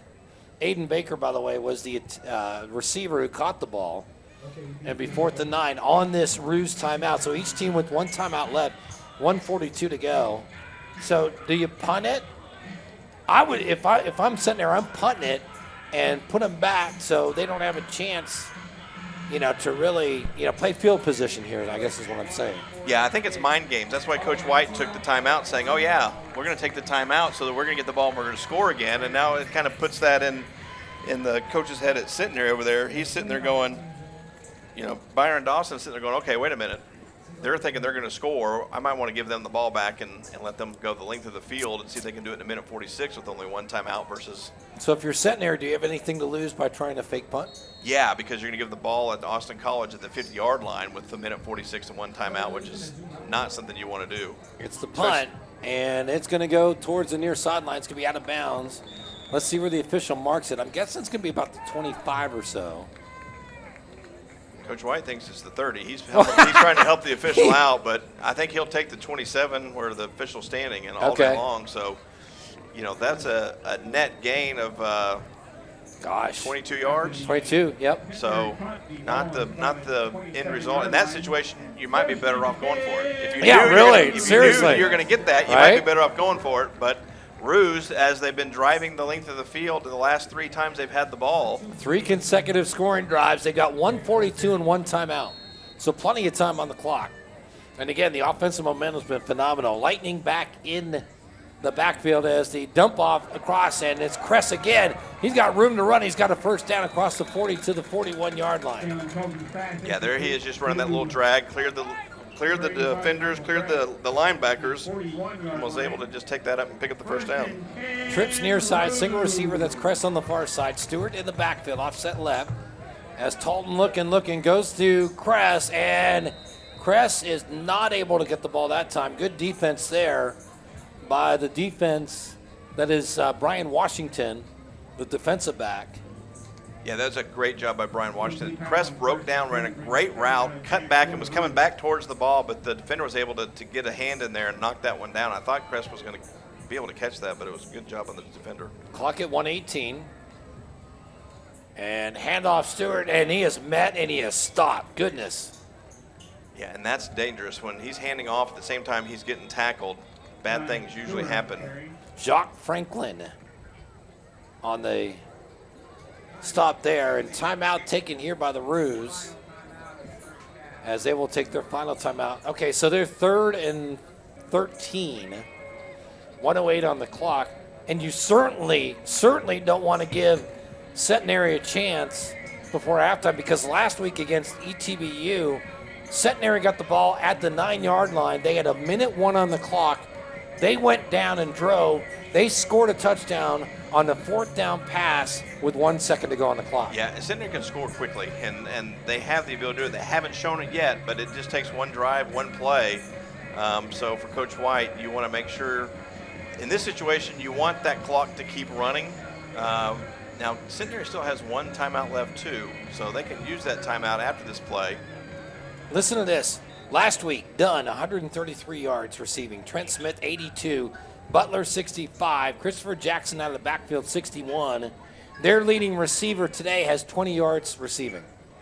That's a credit to the Ruse defense and secondary. 100%. Let's see what Talton does here on offense. He's got Tripp on the near side and Twins on the far side. Empty set backfield. 1:08 to go before halftime. Ruse with a 17-0 lead. Snap back. Here comes the blitz off the left side, and that's going to be incomplete. And a flag comes in late. Well, it needed to come out earlier, but he was interfered with. I mean, he really was interfered with. He was all over his back. Now, the Centenary coaches next door to us don't appreciate that call, but it was the right call. Jamias Mora will be called on the interference, and of course in college, I believe that's an automatic first down, is it not? It's an automatic first down. Okay, I'm waiting for the chains to move. There they go. Okay. They gave him the spot foul, so it's usually right. Exactly. 15 yards if it's past the first down, but in this situation, either way, it's great for the Roos, who had an incomplete pass. Now they keep the ball. Just over a minute to go. 1:03 to go. 63 seconds on the clock, and a fresh set of downs. And pass on the left sideline complete. And out of bounds, completion across the 40. And that's going to be, after the play, that's going to be unsportsmanlike conduct on Centenary. That's going to add to the pass completion. Yeah, Johnny on the spot is not going to get credit for the extra 15 yards, but he did a good job of actually stepping out of bounds, which is exactly what you want to do to stop the clock. And he stepped out of bounds, and then he got hit. He got hit 2 steps later, which you just can't do. You just got to be smart about, as a defender, knowing when they're out of bounds, let them go. Okay, I'm wondering why we're not marking this. The flag came in. It was called. Unless maybe it was, I don't know. I don't understand that at all. Okay. Well, first down for the Roos. Maybe they picked it up. Maybe they talked about it and picked it up. That could be 36-yard line. Talton looking, and he's going to run quarterback keeper up the middle, and he's going to slide down at the 24-yard line. It'll be 1st and 10. Clock will stop on the movement of the chains. That time it was Johnny on the spot with the block, and good job there. So Johnny on the spot. Catching, I can't say his last name, but Dorbinghaus. catching and blocking now. Dorbinghaus. As he quick underneath pass, and that's Kress. And he is running towards the sideline, and he will get there. He gave a pretty good little juke that I know, right? Kind of a little stutter step and just dropped the defensive back in where he stood, and then he just sprinted as fast as he could to get out of bounds. Kress over 100 receiving yards. He's 114 and counting. His mom Jennifer's watching tonight from Boston area, so shout out to her. Thanks for Hello, watching. Mrs. Kress. Trips far side. Kress the single receiver near side. Stewart offset left in the backfield. Talton with 33 seconds left here in the first half. And that's a timing pattern and interference. And that's going to be Trent Smith called on the interference. Let me double check that. No, that's Dwayne Mills Jr., the sophomore defensive back, being called on the pass interference. It'll be first and goal, and I guess Kress couldn't pull his best Zion Stewart and make the one-hand grab. Well, no, it's not this time. It's because the defender had his other hand, so it had his offhand, so it did a good job of. That's how you stop Michael Kress, is you grab his best hand and don't let him catch it. So that's what they were able to do and kept him from catching it. But they're going to have first and goal at the 2-yard line with 29 seconds to go, which chance to add on to this right here. 4 drives in a row, the Roos have gotten into scoring position. Yep, let's see if they can convert the touchdown here. And timeout going to be taken by the Gents. They'll take their last timeout here as they'll try to regroup the defense. Those of you watching on FloSports, we'll take your commercial break. And in the meantime, those of you sitting here with us, I just have one word: impressed. Talk about the Roos. Just so impressed with especially with the way the offense struggled early on, and then just gradually building up. And as you said, 4th straight drive, they have a chance to put some points on the board. Something we hadn't talked about, and I did bring this up to Coach, and I know he was aware of it, but for these seniors, these guys have not won 2 games in a row Really? Since they've been here. So they've had wow. one season where they won 2 games, but they weren't back to back. That's a huge moment. I mean, again, Coach White's trying to build a program here, and then what he wants is to build a mentality, and this is how you do it. And I think we're starting to see they got that first win, and that mentality's changed a little bit. And term we use a lot in volleyball, Ed Garza here at Austin College, a culture. Exactly. So first and goal now, handoff, nope, fake the handoff, play action, and the outlet to Stewart. Is he in? Yes, he is. Touchdown, Roos. Same play they ran on the other side. Right. They ran it on this side. Right. They did it to Thompson earlier. Now another touchdown catch, and it's the running backs that are getting the scores. Yeah, that's the exact same little, running back out of the backfield, fake the handoff and have him coming up. It's not necessarily a real big wheel route because it didn't turn upfield. Right, He just ran that little out route. Yep. Makes it really difficult for that linebacker who's on the inside to try to cover him. Extra point conversion is up and good. 24-0. Roos dominating here with 25 seconds to go in the first half. Second touchdown catch for Zion Stewart, and receiving wise, he is 2 catches for 6 yards and 2 touchdowns. Gotta love that. Yeah, hey, the Roos are averaging, not counting last week, 14 points a game. We're now 10 points higher than that in the first half, but it's just that's 4 possessions in a row, and not exactly. short. There was no short field. They were all long drives, sustained drives. That one was done rather quickly. I hate to say it, maybe too quickly. Right. But the way this defense is playing, I'm hoping we're able to hold them now. Talton with the 2 touchdown passes to Stewart. He also has the touchdown run. That outlet, that wheel route to, I thought JRT had scored the touchdown. That was a 26-yarder that set up that touchdown by Stewart.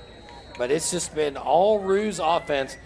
Certainly did not expect this in the first half. Not what I had expected at all, but I'll take it all day long. Absolutely. Balderas. Let's see what the Gents can do with 25 seconds. And the ball, wow, lucky bounce there. And quickly out the 27-yard line. That was almost another ball that bounced away. If that ball had hit the ground, that would have bounced away from the return man. Tell you what, if I'm the baseball coach, I'm going to sign him up and put him at shortstop. That was a good dig right there out of the dirt. Picked Obadiah it up. Butler doing that right there. So 21 seconds to go. Ruse will come out and put everybody in the defensive backfield. Certainly expect Feuerbacher, who can convert with 21 seconds to go. That's the thing. You have to be on point if you're the Ruse defense. Feuerbacher looking, throws it down the right side, and incomplete. Not a fan of the prevent defense, but that's what they're in, and that's kind of what I think Centenary knows that. They kind of threw that one up, but put that one a little too high. I think the receiver didn't want to go get it because that was Butler again on the reception or attempted reception. Evan Dennis was there to catch him and let him know who he is. You see Feuerbacher right there in your screen on the ISO cam. I'm guessing that's our Ethan. As Feuerbacher looking across the middle, and he has finally the catch there. It's their leading receiver from last week, Theo Dunn. Dunn gets it across the 50 to the 46-yard line. No timeouts left for either team, so quickly moving.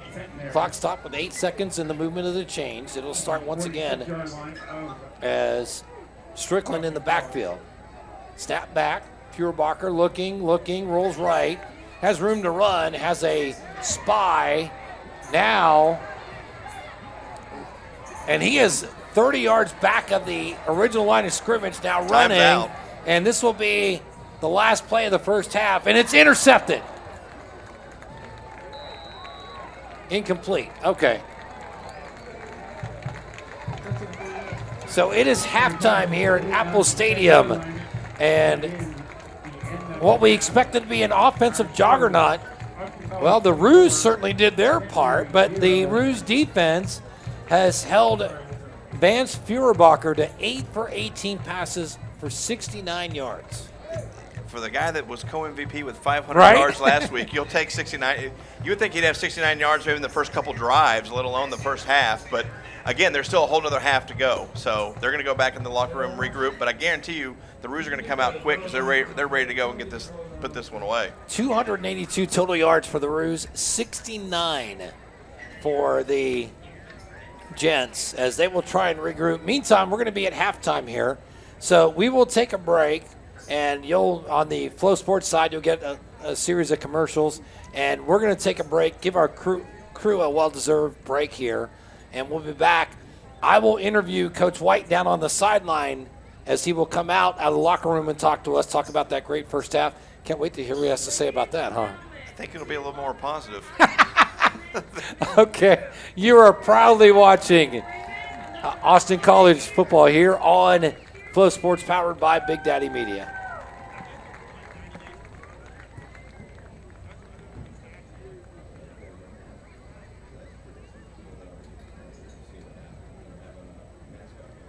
Oh, that's cool. They got mascots from different. They were supposed to get bought to do the audio on that too, the PA. Especially at the awesome job. Yeah, I got difficult enough to watch this because it's too easy to watch that. I go for you, okay? Yeah, you're good. Okay. No problem. Good? Okay, good. It's a very different style than we playing, but I think it's perfect. I mean, it's just flows. Ebb and flow. Yeah, I totally agree. I totally agree. I was married for 26 years, so I'm ready to shut up. Oh, that's funny. But I know when it's time to try. This is amazing. You have it. Oh my God, no, not at all. I mean, geez, I was scared. They did in the first half.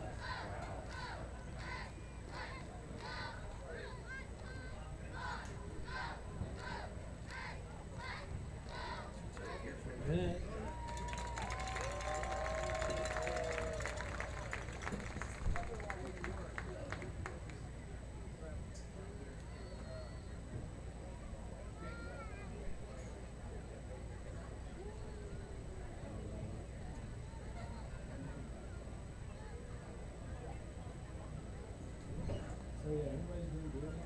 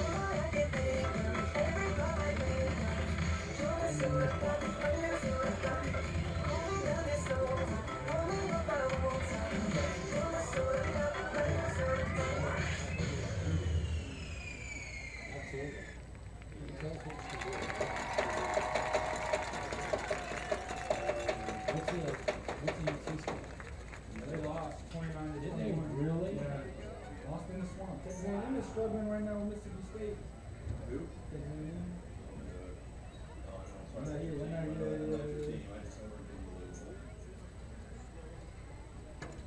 They're struggling with Mississippi State at the moment.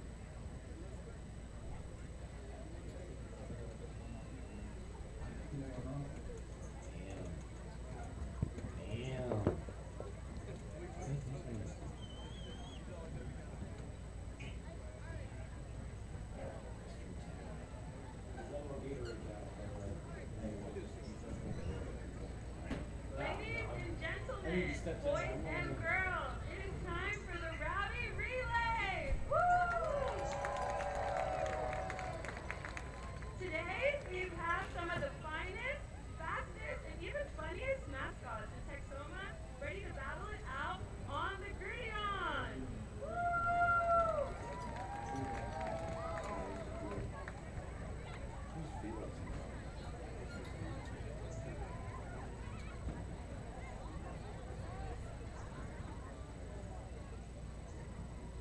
From Sherman High School, give it up for the double trouble duo, Billy Bob and Billy G the Bearcat.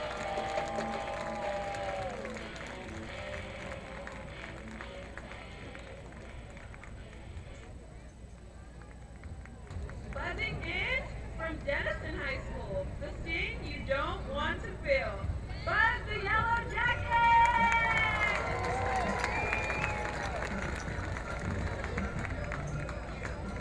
Leaving out of Bell High School, fierce and ready to pound, Pound the Panthers!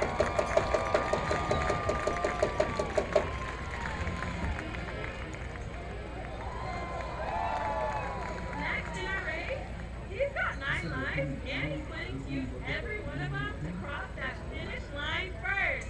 From Tom Bean High School, Tuffy the Tomcat!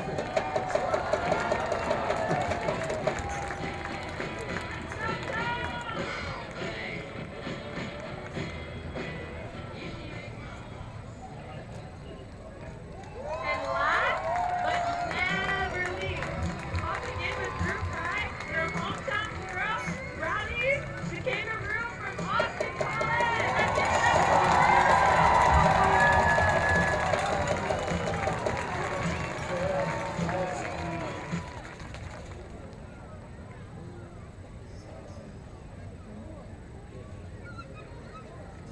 Here's how it works. The mascots will line up at the 20-yard line.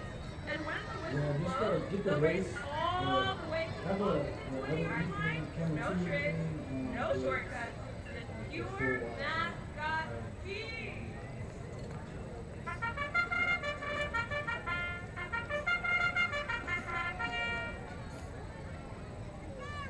All right, mascots, take your marks. Ben, tell me out with the countdown. 3, 2, 1, go!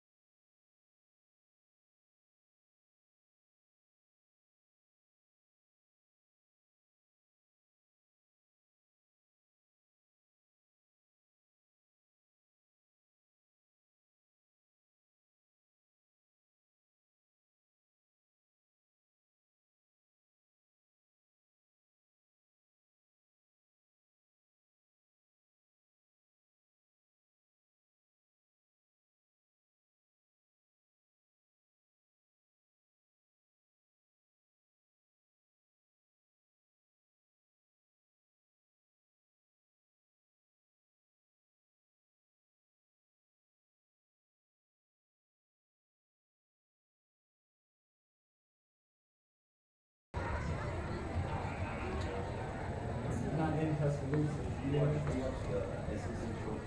Yeah, yeah.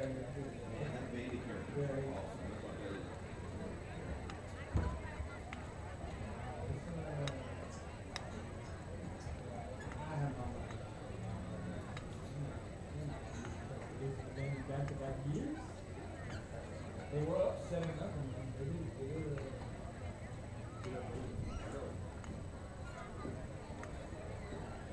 We'll take that.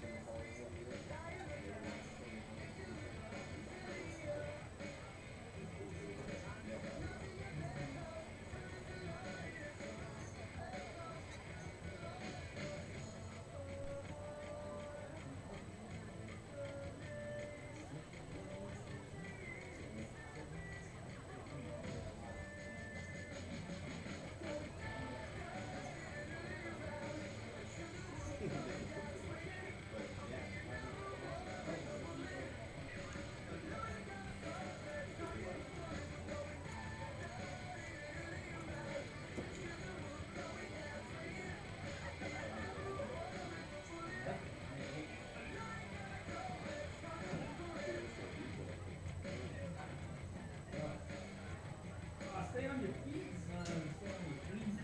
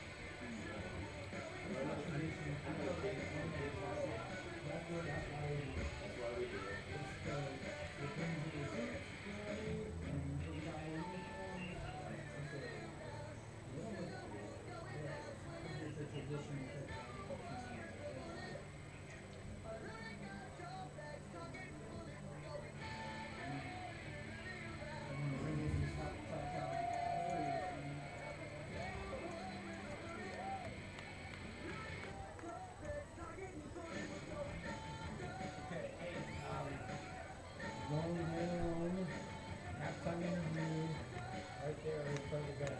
Okay. You got enough? You want to, yeah.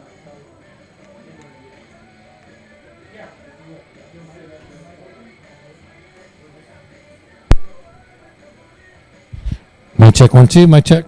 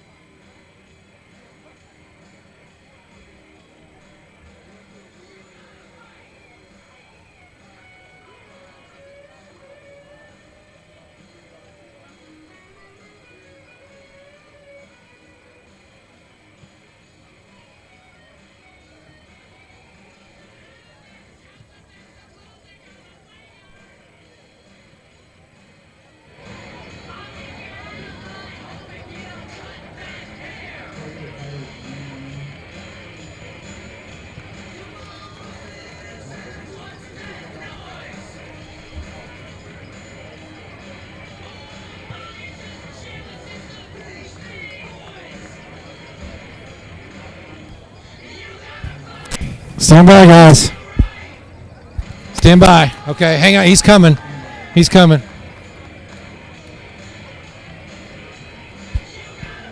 Ethan, you ready? Can you get me here? Ethan, can you get me here? Good? Okay. Hey, Coach. Here, grab it. Coach White with us now. And, Coach, wow. 24-0 Ruse. You talked about the fact you wanted your offense to drive, sustain the ball, keep the ball out of the Gents' offensive hands. You guys have more than done that. Yeah, our guys have done a great job tonight of just staying poised, executing what we do. Good things happen when you do that. Talk about the defense and the tremendous job they've done. He threw for Feuerbachers threw for 500 yards last week. He's got 69 yards this week. You know, our guys are doing a good job up front of getting some pressure on him and forcing him off his spots. And you know, the coverage has been strong. And Coach Love and the defensive staff have done a great job of mixing up coverages. And looks like he might be, you know, thinking a little bit more than he is executing. And we hope we can keep that going. So the goofy media question, what'd you tell him at halftime? That's between me and the team. Okay. Thanks, Coach.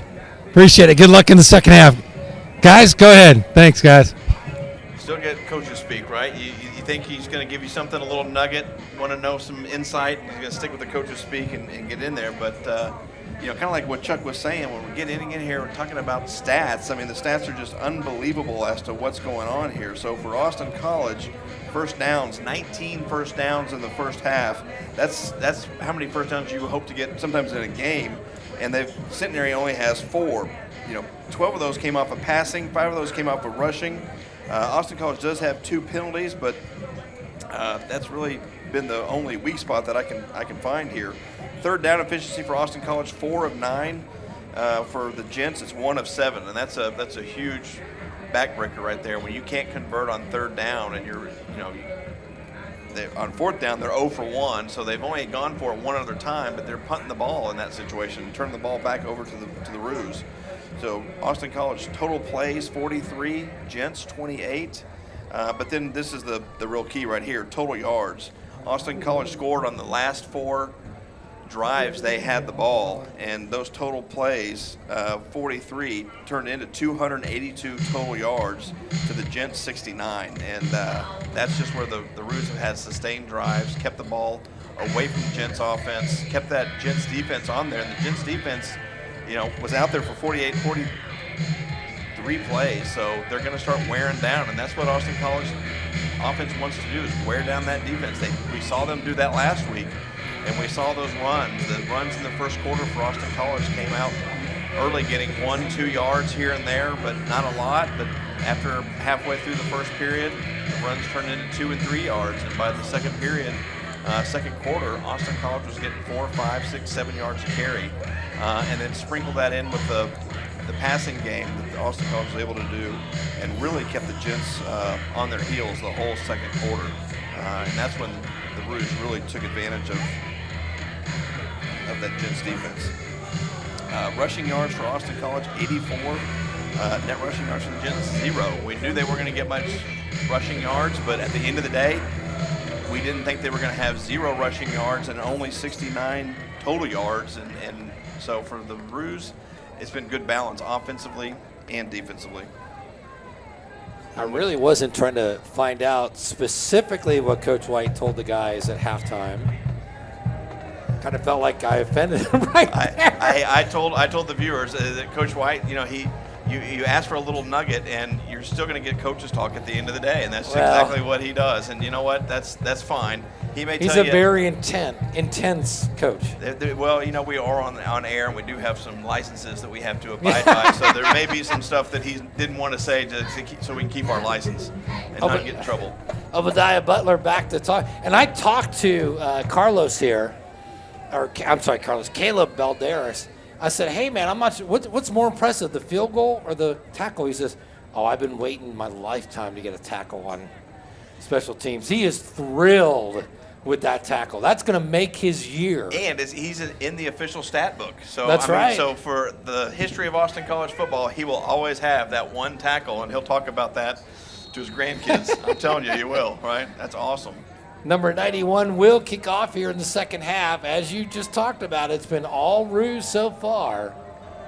Balderas with Butler back. Butler will take it at the 8-yard line, slips, able to maintain control down the hash marks, and then tackled from behind as he gets out to the 26-yard line, 1st and 10. Good for him, he kept his feet, because if he doesn't, they're going to start off in really bad field position at about the 10-yard line. Oh, yeah, so right? That would have been awful for them. that would have been not how they wanted to come out after their halftime speech, and guarantee you their coach doesn't want to tell you what he said either. Chalicata along with the professor, Mr. Kirk, and of course our stellar crew, the 2 Ethans and the Zach man. As 1st and 10 now for the Gents. Feuerbacher, 69 passes in the first half. Picks up a little bit here on the screen pass to his running back, Christopher Jackson. Jackson across the 30 to the 32-yard line. Jarius Austin just laid the wood and just kind of let them know, hey, you're on our field, and they just picked up 6 yards on that play, but he did not have a chance to get 7, I can tell you that. 2nd down now and 4, long 4. Jackson goes outside right as the crossover pass, and that one is complete. And getting out of bounds is Butler. Butler to the 35, going to create a 3rd and short. Obadiah Butler is one of the hidden gems for the Gents. He is just phenomenal, all around good talent, 5'9", as he goes in the slot on the far side. 3rd down now, and this is going to be Trent Smith. Smith 1st down and more as he gets to the 41-yard line.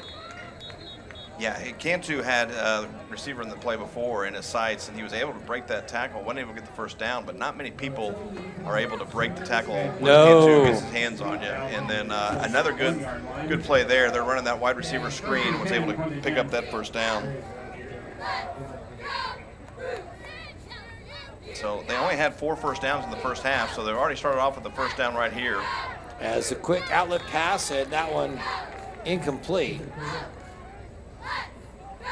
Good coverage there by the Roos. They were looking to go deep, and I think kind of what Coach White said is their defense has been able to kind of disrupt the timing, and that's what that air raid offense is all about. It's all about timing, hitting your receivers quickly, and you kind of automatically know who you're going to go to, but when he's not open, that timing all gets off.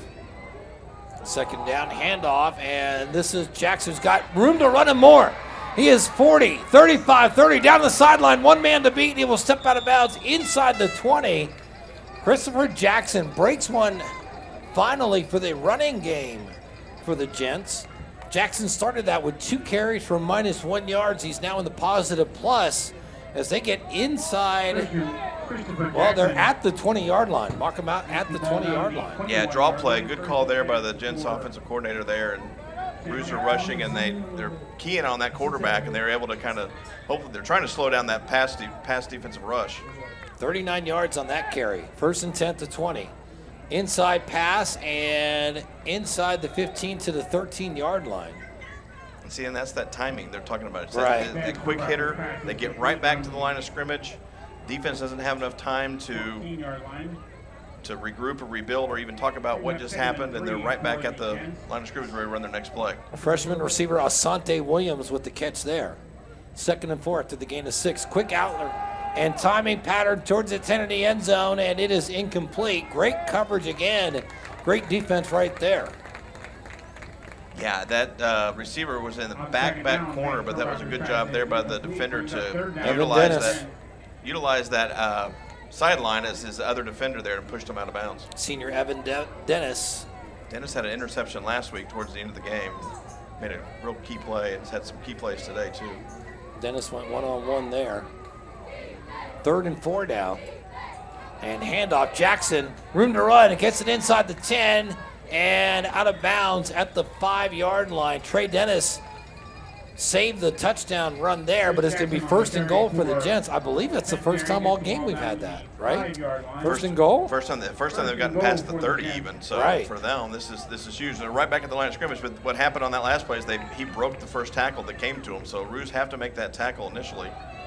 And it's going to be Christopher inside to the 3-yard line. Jackson will be, looks like they're going to give him the 2-yard line. Going to get to the 2, but that's how you tackle him. One guy went low, one guy went high-low, and he did not go anywhere once he got to the 2-yard line. Jackson out of Shreveport, Louisiana. Listed as a wide receiver. Now they go empty set backfield. That's actually Devin Strickland right there. He's going to play kind of a wing formation there. Feuerbacher and to the end zone, and great defense there. Yeah, Kenneth Alexander again on the coverage, and it looked like the receiver had a step on him, but yes, he did. He had some. Alexander's got some great closing speed because he almost came away with an interception, which would have been just totally demoralizing to the Gents in that situation. Awesome play there. So 3rd and 2 now, 3rd and goal at the 2-yard line. Running back offset right. Trips top side, single receiver near side. And timing pattern to the corner of the end zone, and it is caught for a touchdown. Trent Smith outduels Trey Brewer that time for the touchdown. Yeah, that's just a good catch. I mean, he went up, made the catch. Trey Brewer came up and put his hand in there and got his hand, but and tried to knock it away. But good grip there by the receiver to hold on to it and not give it up. So whatever the Gents talked about at halftime, it worked. So they made some serious adjustments because that's more yards they had in the whole first half that they just got on that particular drive. They had 69 yards at halftime.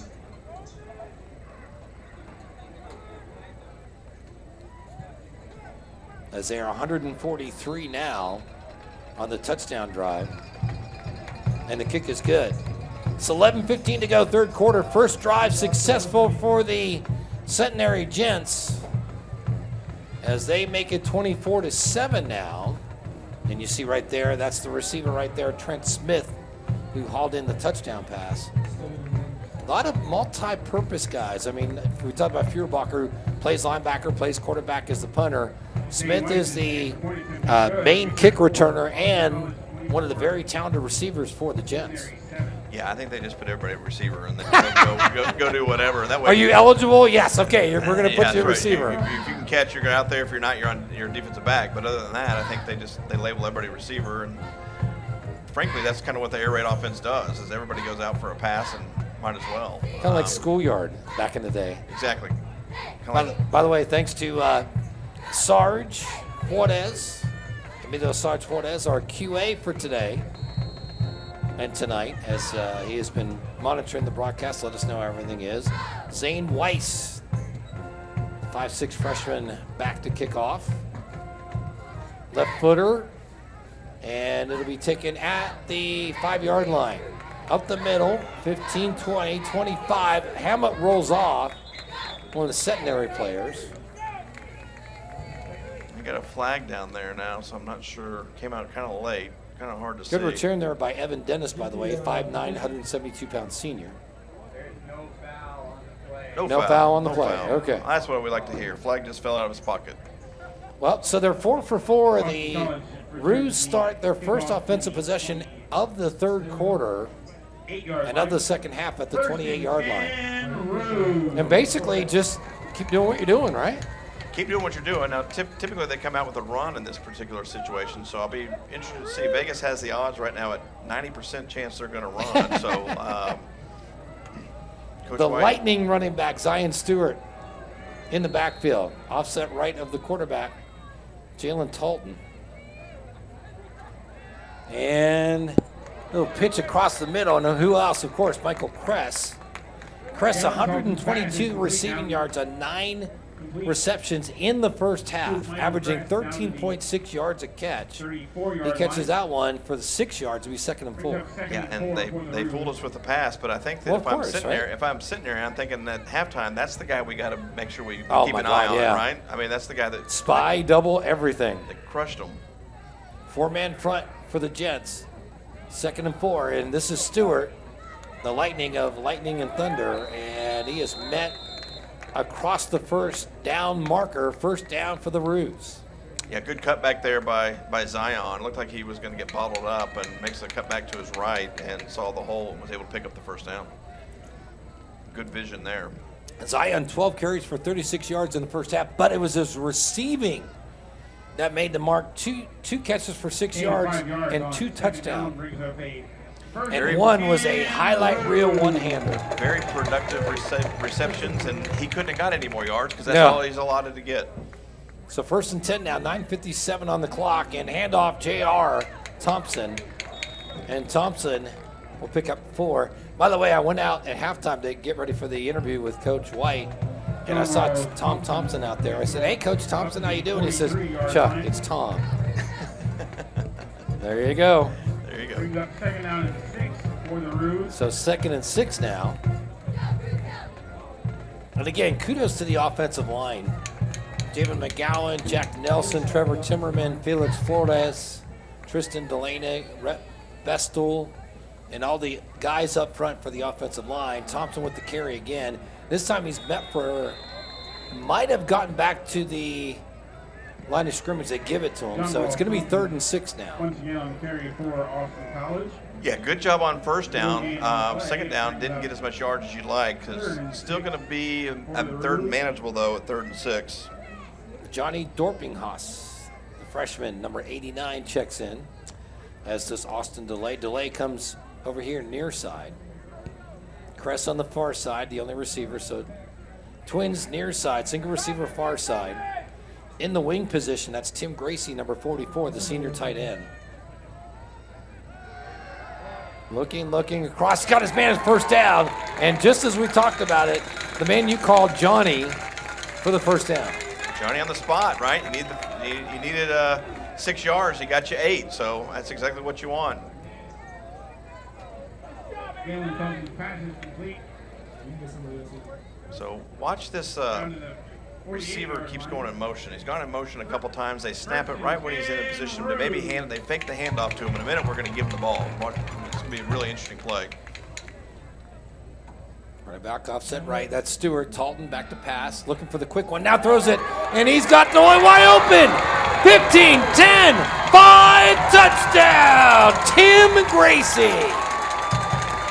You've been calling his name, and he's just kind of he's gotten lost in there, and he kind of gets lost in that shuffle, and then people kind of forget about him. He doesn't make many catches, but apparently the Gents forgot about him too because he was wide open. The only question was he going to make sure that he made that catch? Because once he did, he was scoring the touchdown. He was more wide open than JR was on that go route over here. And here comes Balderas for the extra point. That is 5 consecutive scoring drives for the Roos. Snap back, hold down, the kick is up, and the kick is true and blue good. And what an answer for the Roos offense, right? So the Gents come out, they make some adjustments offensively. You knew we weren't going to shut them out, but they drove in the field, they scored, and it was up to the Roos offense to say, hey, look, we got you. We got your back. And sure enough, they come out, they drive the field, and have that long touchdown to Gracie, and great response there by the Roos offense. For those of you on FloSports, we'll give you your commercial break. Meantime, we're going to, those of you with us here on the broadcast at Apple Stadium. So 2 drives, 2 scoring drives, 1 for each offense. More importantly, as you said, for the Roos fans, they love the fact that they answered the touchdown drive by the Gents, showing that they can play. And again, Tim Gracie out of Waxahachie, down in the Dallas area, south of Dallas. Oh my goodness. Oh, we talked about the tackle by Balderas. That's what there, you see him right there in your screen. Great camera shot. That is Gracie enjoying the moment, if you will. You're not going to get many that you're that wide open. And I'm telling you, when you're that wide open, you are scared to death because that ball floats in the air for so long. Yes, that's right. It was in the air for maybe a half a second, 2 seconds, but it felt like, I guarantee you, a minute to him and those lights. Wow, look at that kick by Balderas. That's going to go out of the end zone. And that's one of those it seems like forever for the ball to get in your hands. And you're just praying you hang on to it. It just floats. And I mean, if you saw him, he used both hands. He brought it into his body. He was not going to drop that ball. He was willing to give up and fall down if he had to, but he was catching that ball. But luckily, all he had to do was turn and run another 20 yards because there was nobody within 15 yards of him. So there's quite a few guys getting a little spotlight for the Roos offense tonight as the Roos go back on defense. Let's see if they can keep Feuerbacher contained. That's a dump off. That's Dunn. Dunn actually catches one this time. It's across the 30 to the 32. Boy, he had a bad case of the drops in the first half, Theo Dunn, who had over 100 yards receiving last week. And not to pick on him, the whole offensive, Yeah. all the receivers on them had a lot of drops. So, but good tackle there by LL Sandoval. I mean, if you're going to make the catch and they're going to catch those short ones, just drop them right where they are. And that's exactly what Sandoval was able to do. What do you think the coaches said in the halftime locker room for the Jets? Hey, let's just go do what we do. Just play ball. It's just like practice. We know what we're doing. Quick out here, and that's Strickland. Strickland gets across the 35 to the 39-yard line before he steps out of bounds. So it'll be first down for the Gents. And to be honest with you, this half is kind of what we expected in the first half. Back and forth, up and down the field. Quick passes. They're getting right back to the line of scrimmage.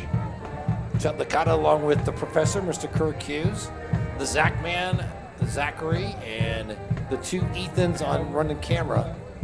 And of course, Sarge on the QA duties as Strickland maybe gets his biggest gain of the night as he gets across the 40 to the 44-yard line. Seen a little mix of runs in here now, too. Little runs, but I think I'm hearing some of the fans say they're holding and they're not making the call. And I didn't see. There's holding on every play. Come There on, is, man. there is. Seriously. But that's probably it's probably Daniel Terry's dad that's calling that out right now. 2nd and 4 now, or 2nd and 5 rather. Feuerbacher looking across the middle, and in and out of the hands. That's the quarterback's fault right there. As Obadiah Butler not able to bring that one in, but that was behind Butler. Yeah, that was definitely behind. He was running full speed, and that's a very difficult catch unless you've got enough stick 'em on your hands to Odell Beckham style that. You had the shot. There he is. There's Feuerbacher, and that's Strickland to the right of him. They do a good job mixing and matching their running backs.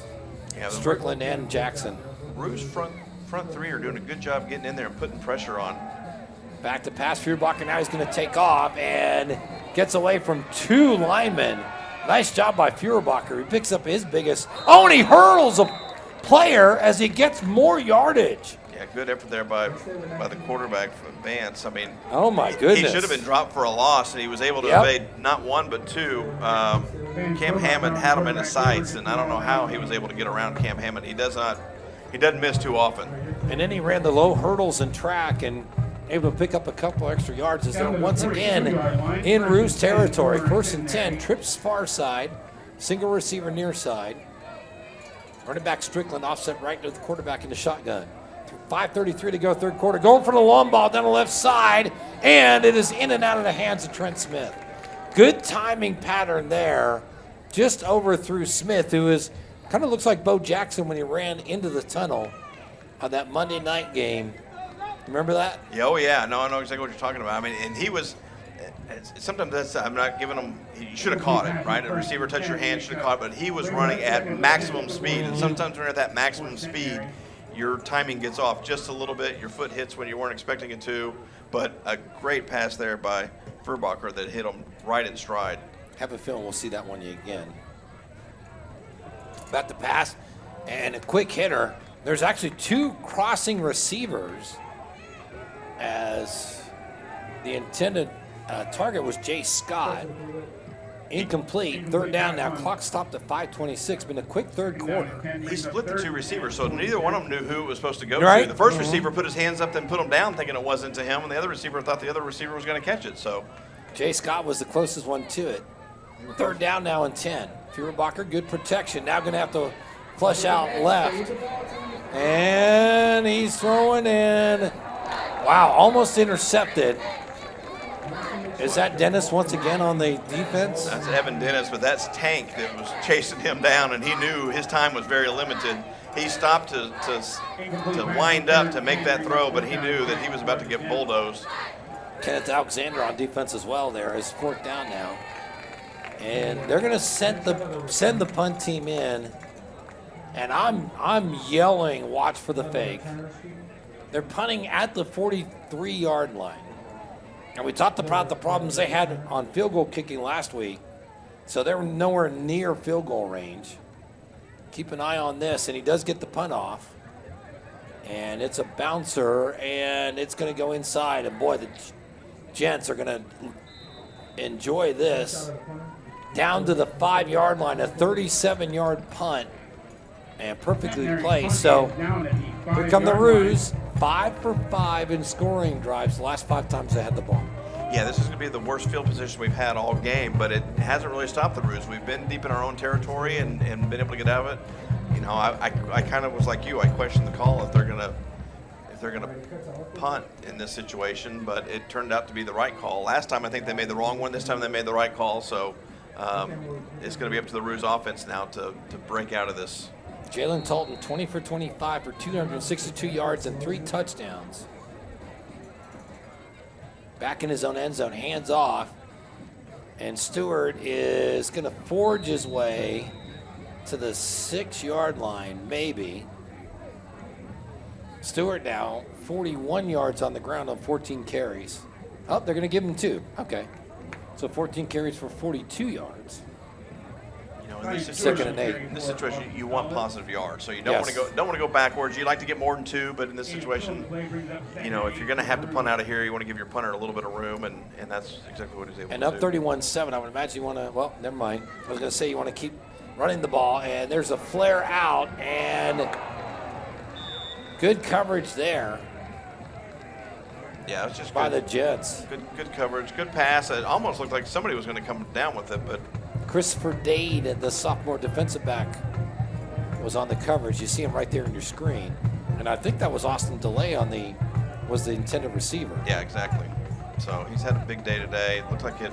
You know, it's hard when it bounces off of a defender's hands into your chest and messes up the timing. But of course, if it bounces off his chest, the ball goes forward, and he's got plenty of room to run. Go for it. So 3rd and 8 now. Backed up again in his own end zone, and here comes Talton. He's out. 10, 15, 20.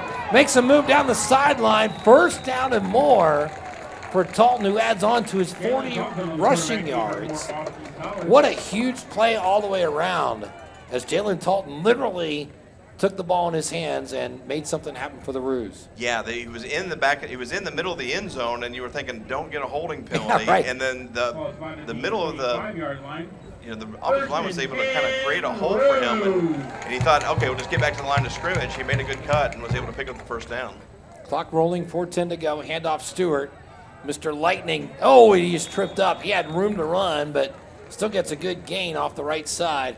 And again, kudos to the offensive lineman. By the way, as I'm walking up from doing the halftime interview, the mom of Trevor Timmerman, the junior center, said, "Please say hello. His grandma is watching in Denton." So we say hello to Trevor Timmerman and a shout out to him and grandma watching. Thanks for watching. We greatly appreciate it. So 1st down now, handoff, and I believe that's JR. He's got the 1st down at the 35. This is what you want. You want time chomping runs and 1st downs. Yeah, just grind. We want to grind it. Perfect word. Ultimately, we'd love to just run this play all the way down and score a touchdown and just run this clock out and get into the 4th quarter without Centenary ever getting the ball back. Spoken like a true professor. 1st and 10 now. 3:10 to go here, and a great time-killing drive here, and that's JR again. Man, bulldozing his way to the 41-yard line. I love the interview, the post-game interview last week. I told JR, I said, you know, you kind of look like, you reminded me a little bit of Mercury Morris back for the undefeated Dolphins back in the on the field, definitely on the field. And when I talked to Tom, his dad, he says, well, he doesn't have the speed of Mercury Morris. That was too funny. But both of them weren't afraid to lower the shoulder. No, and just exactly. go full speed ahead. And whatever happens, happens, and that's exactly what he does. On the near side is Crest, so I'm thinking we're going to have a pass, and there it is right there. Good mix and match, and Crest for the 1st down at the 50-yard line. Yeah, you saw exactly what Jalen Talton saw. He saw one-on-one coverage. He saw the defender playing about 10 yards off, and you just can't do that with Michael Crest. I mean, you need to come up and play him in bump coverage, and you need to have another back on. Look at the camera work right there. There's Crest right there. We talk about a guy, and Zach and Ethan find a way to get him on the screen. Mom Jennifer likes to see him like that. 1st and 10 now. And pass across, that's Crest. He's got it! Great catch with defenders hanging on to him inside the 20. 1st and 10 for the Roos. Great job by Jalen Talton. He got hammered as soon as he let go of that ball, and he never saw the end result until he got up and saw the referee signal first down. But look at them getting right back at the line of scrimmage and running this air raid offense. Giving them a dose of their own medicine. And timeout now, I believe. Wow. Yeah, timeout, Gents.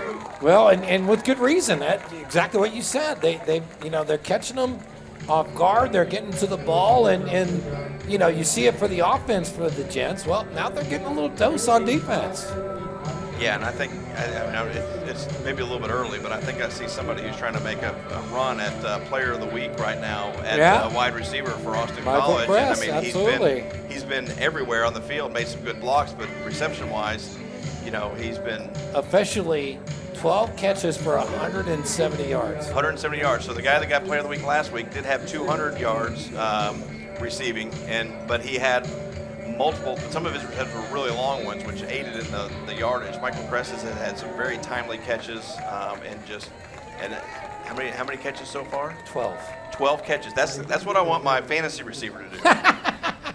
That's right. That would be 17, 12. That's 29 fantasy points. I'll take that on my receiver all day long. Right. By the way, can we get a quick round of applause for the crew here today? Oh, yeah. Our broadcast Kudos. crew, Zach and the 2 Ethans. Awesome job. Awesome job.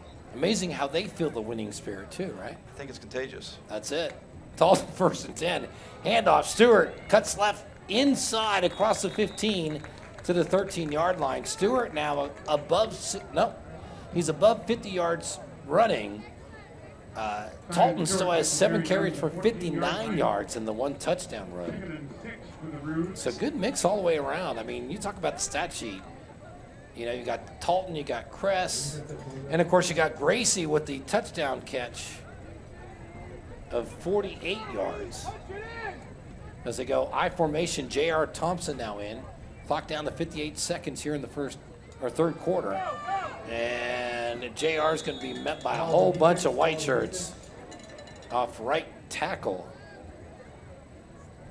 It's going to be 3rd and 4 now. If I'm the Gents, I'm going to focus on, Michael Kress. He's the one guy that you really need to focus on. Everybody else, it's been very good distribution across the board. You don't know who's going to get it. Michael Kress is going to get it so at least 12, probably once every 4 plays. 8 seconds between the play clock and the scoreboard clock. So they're going to have to run play here before the third quarter ends. Talton. Oh, and the receiver fell. And, of course, that was Kress. Kress fell. I'm not sure if he was tripped up or what. He's talking to the defender over there. That is Christopher Dade. We talked about him before. And here comes number 91 for another field goal attempt. He's 1 for 2 in field goals. I think Michael Kress wants that one back. I think his foot just went out from underneath him, and he realized it was a great route. Sometimes you cut those routes off too sharp, and maybe that's just what happened there. This will be a 30-yard attempt this time for Balderas. Snap, hold, that kick is up, and the kick is true and blue again. 3 points on the board, second converted field goal in 3 attempts for Balderas, and he gives them a 34-7 lead. And what did we say? When they were deep in their own territory, they just get it out of this territory. If we punt it away, we punt it away, but let's not get bogged down back here. They said, we'll just turn that into some points. How you like that? Do you think Talton's getting a little comfortable at quarterback now? I think he's starting to see the field. I mean, and Coach White even said that, for these guys, it takes 2 years for him to kind of learn their system. He's been in it for 2 full years. He's seen it. This is now his 3rd year, and it's sometimes something just clicks. The game slows down. I mean, the game slows down dramatically for you as a player. That first time you get in there, your head's just kind of spinning, and you don't know where to look, what to do, and I think he's starting to let the game slow down and taking advantage of it. By the way, in the conference standings, nobody's played conference games yet. That starts next week. Hendricks is 2-2. Lyon is 1-2. McMurray is 1-3. TLU is 1-3. As Austin College and Centenary are both 0-2 coming into this game.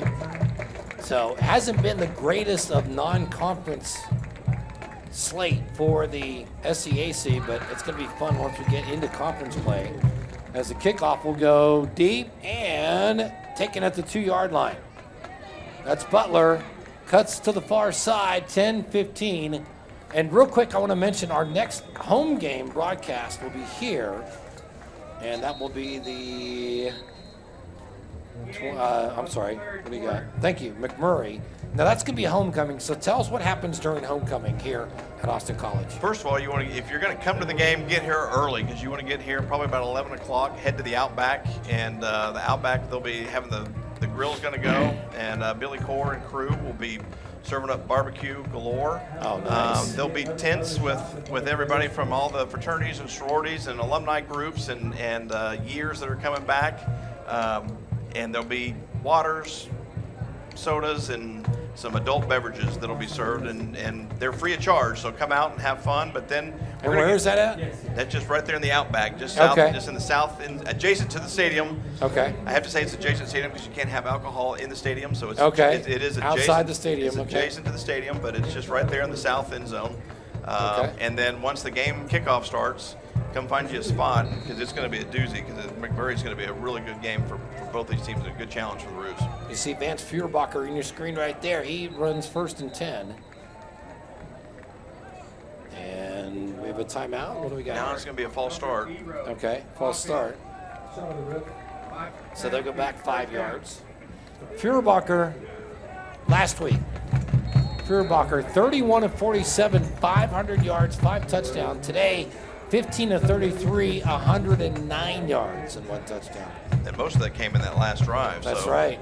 See what Yeah. adjustments the Roos make here. Feuerbacher going for it all. Airs it out down the sideline, and it's incomplete. There was some contact between the receiver and the defensive back. I don't know who initiated it, and I think it was a good decision by the ref just to let it go. Kind of threw off the timing, but Freshman Kyrie Johnson was the intended target. So 2nd and 10, trying to make things happen, down 34-7 as we enter the 4th quarter. 14:54 to go. Handoff this time. Jackson has room to run. He gets across the 30, first down at the 33-yard line. when you're down by 27, I wouldn't expect them to run there. No. So I don't think the Roos were either. So maybe that's a good play call there by the Gents. Sure, absolutely. Jackson adding to his 48-yard total on that 12-yard run. Oh, no, I'm sorry. And handoff again. Jackson met and dumped. Oh, and the wall up front. All the way there, Cameron Barmettler, the junior defensive end, one of 4 players up there for the tackle. They ran it on the Roos and said, fool me once, shame on you. Fool me twice, shame Shame on on me. But they were ready for that one. And it's 4th down, and they're going to send the punt team in. Yeah, you'd like to keep the ball, but you're too deep. And what is it now? 5 consecutive scoring drives for the Roos? 5 consecutive scoring drives for the Roos, and I mean, I think they were thinking they could just sneak one by the Roos there, Right. and maybe they were planning on going for it, but when they lost yardage on that play, they said, no, we can't afford that. Not deep in their own territory. Feuerbacher with the punt, and it's going to roll. It's going to roll. It's going to roll. 19, 29, 39, 42 yards on the punt. So the Roos take over again on offense, 27, their own 27-yard line, 13-31. Man, they have just, it's been like a machine out there for the offense. Great mix of plays, pass, run. You know, a couple times we thought pass on first down, they run it. We thought run on first down, they pass it. I mean, just phenomenal Yeah, I'm going mix to of plays. quit trying to predict what's going to happen because it's usually been the opposite, but it's also been different. We've called a lot of different names today. Yes. Again, you know, we're without, you know, our running back, Barrett Hudson, who led the Roos in rushing last year and has had a great season so far until he got hurt. So, and then receiver-wise, we're calling some names we haven't heard before, especially like Austin DeLay stepped up big time. Zion Stewart and John Rawls Thompson, the Thunder and Lightning. This is Lightning here being wrapped up at the 29-yard line. We gain a 1, a 2nd and 9. 2 timeouts for the Gents. Here as the clock runs 13-18 and counting in the 4th quarter. Now, the Jets are 0-2 in the record. 0-2 in the record book. They had a great offensive, performance last week, but you're starting to see a little bit of frustration set in here. I don't think they were anticipating that the Roos would be up by 24 points and going into the fourth quarter like this. So we're going to watch this frustration and see if the Roos can keep their composure. And quarterback keeper, and he will be stopped. This will be actually a quarterback sack as they tackle him for a loss. Yeah, as we learned last week, when Dak Prescott got sacked for no gain, they still counted that as a sack on Micah Parsons. Exactly. And Dak was not too happy about that. No. Centenary in their only other game, we talked about the loss last week. They also lost 56-14 at Millsaps in week 2. Yeah, the 2 wins for both Austin College and them came against the exact same team. They also played Westgate Christian and won 42-7 in the first week of the season. And dump out is incomplete. And that time they had Johnny on the spot covered. We can call him Johnny D. How's that? Johnny D. 4th and 9 for the Roos. Either way, it's 4th down. Punt team comes out. We have not seen them since the first quarter. Yep, first time in six drives that we have seen Kellen Vickery, 6'1", 207-pound senior. And you see the return man in your screen. That's Trent Smith, the return man, 5'8", senior. And the punt, and that's going to be a twisting out of bounds. Ooh, that's going to be a bad punt. Started at the 29. Let's see where the linesman marks it. To the 4. Wow, I think it's a little bit generous there on the spot. So that's a 26-yard punt. Yeah, they put the rush on and they came after it, and he kind of took his time and then he rushed it right at the end when he realized they were coming. I think you got to speed up that rhythm just a little bit and try to keep the same rhythm every single time. All right, so I don't know if we've done it. Talk about the connection between Austin College coaching and Centenary coaching. Yeah, so it's I'm going to go for deep pass here. Going for everything there, and it's caught. Off the back shoulder, the completion there, and that's done. And that's going to get him to the 17-yard line. Yeah, Evan Dennis had good coverage. They're so hard to stop that play when the quarterback throws it a little short and the receiver comes back. 38-yard pass completion, 1st and 10 now. Almost impossible for them to stop.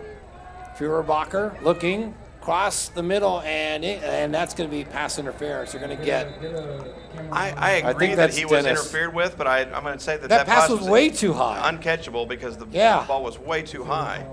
Now, if they call holding, I would understand, but not pass interference. Let's see what they call. 15-yard penalty, automatic, 1st down. Now they called the pass interference, which is, I agree with you, incorrect. You could have put you on my shoulders, and you might have had a chance to catch that one. Yeah, the other thing is they gave him a 15-yard penalty. That should be half the distance to the goal, and that's not the they were inside the 20. You can't give them 15 yards on that. So you see Feuerbacher walking up with his 2 running backs, Strickland and Thompson, to the left and right. 11:32 to go, 1st and 10. And handoff, and that's going to be Jackson. And good push back by the defensive line. It's going to be 2nd and goal. And you saw Feuerbacher come up and try to push his running back into the end zone, but could not do it. Yeah, Fernando Delgado made that initial hit, stood him up, and then let the rest of the Roos mob come in and just stand him up and keep pushing him back. So it turns into a rugby scrum at that point. Jackson 8 carries for 59 yards, but did not reach the end zone there. And now they come up, and it's going to be the tush push. And the call is, linesman still hasn't made a call. There's no indication yet. Touchdown. So the Eagles, or the Gents version of the Eagles tush push, Feuerbacher in for the score, so he's got a touchdown run and a touchdown pass as they put up another 6 on the scoreboard. We're going to go for 2 here, but that's a really late call, and the quarterback I know, right? never stopped moving, and he barely got across the line. And he got turned sideways at the goal line, and I think he was initially down, but was able to turn his body back in because he never stopped moving. You see Strickland to the left as Jackson in the wing position now takes a step back. 2-point conversion attempt. That's done in motion. Back to pass looking and back in the end zone, and 2-point conversion is good. That is Theo Dunn with the 2-point conversion attempt. Made that look really easy too, and so he had plenty of time to get the pass off. Receiver went all the way across the field in the back of the end zone and was able to make that catch for the 2 points. So down by 19 now, trying to make it interesting. And the quick strike offense, you know, on that one, it was the long pass completion, the 37-yard pass completion. And it is getting a little uncomfortable along the neckline for the Roos here. What do you think, Mr. Professor? Yeah, it's going to come down to the offense. The offense, you know, has done a really good job of some sustained drives and running that clock down. Did a good job in the third quarter. When we started off in the fourth quarter with the ball, we didn't, we weren't able to sustain a drive long enough to run enough clock. So it's been all offense in this second half. Total yards now 437 for the Roos, 231 for the Gents, who had all of 69, and an onside kick, and it's converted. Didn't go 10 yards. That is Zane Weiss, the kicker. And I agree with you. I don't think he grabbed the ball and ran with it, but I think he picked it up before it was 10 yards. And they're giving it to the Gents. He grabbed it before Wow. he got to the 35-yard line. He had it surrounded, grabbed it before he got to the 35-yard line, then fell forward for another 2. Well, it's caught at the Centenary 47-yard line. First and 10 for the Gents. But Kangaroos should have been ready for that one, and they weren't. So Feuerbacher looking down the right side, pass complete, and boy, the momentum on the Gent side now is Theo Dunn, another reception, and Dunn is a freshman. Goodness gracious. Inside the 45 to the 42-yard line, 1st and 10, gain of 12 there. Clock running, 10:21 to go. Gents have 2 timeouts remaining. Roos have 3. Inside handoff and power running. I think that's Strickland. Nope, that's Jackson. Jackson adds to his total. And the momentum on offense that the Roos had in the first half, it seems like the Gents have here in the second half. They do. I'm not sure why they're running the ball, because they don't have the time, and that's one thing is not on their side. 38-yard line. Got the pass, outlet pass, and that's Jackson. Jackson will get out of bounds. That's a good play executed there as he gets out of bounds at the 30-yard line. Clock stopped at 9:47 to go. And that's what they need, is those short little passes, get out of bounds, stop the clock, get a first down, and they're doing exactly what they need to do. Now the clock's running again. 3-possession ball game at the moment. Feuerbacher looking, flushed out to the near side, and he's going to keep it. And tackle made there. Yeah, he got out of bounds, but I thought they stopped his momentum before he got out of bounds, but I guess they're saying he didn't. Elias Sandoval, the senior, and Sandoval a little bit hurt. He will come out. Send in Easy Robertson. Easy Robertson will come in. Got a big interception last week. Easy did. Clock running, 9:18 to go. Jackson and Strickland in the backfield. And the outlet pass on the near side, and that's a great play all around for the Roos fans. You stop them, they actually lose yardage on that, and the clock continues to run. Yeah, that's a great play. But hey, with Easy Robertson, he played high school ball with. He would have played high school ball with Feuerbacher at Plano West. At Plano West, okay. Both Plano West, both.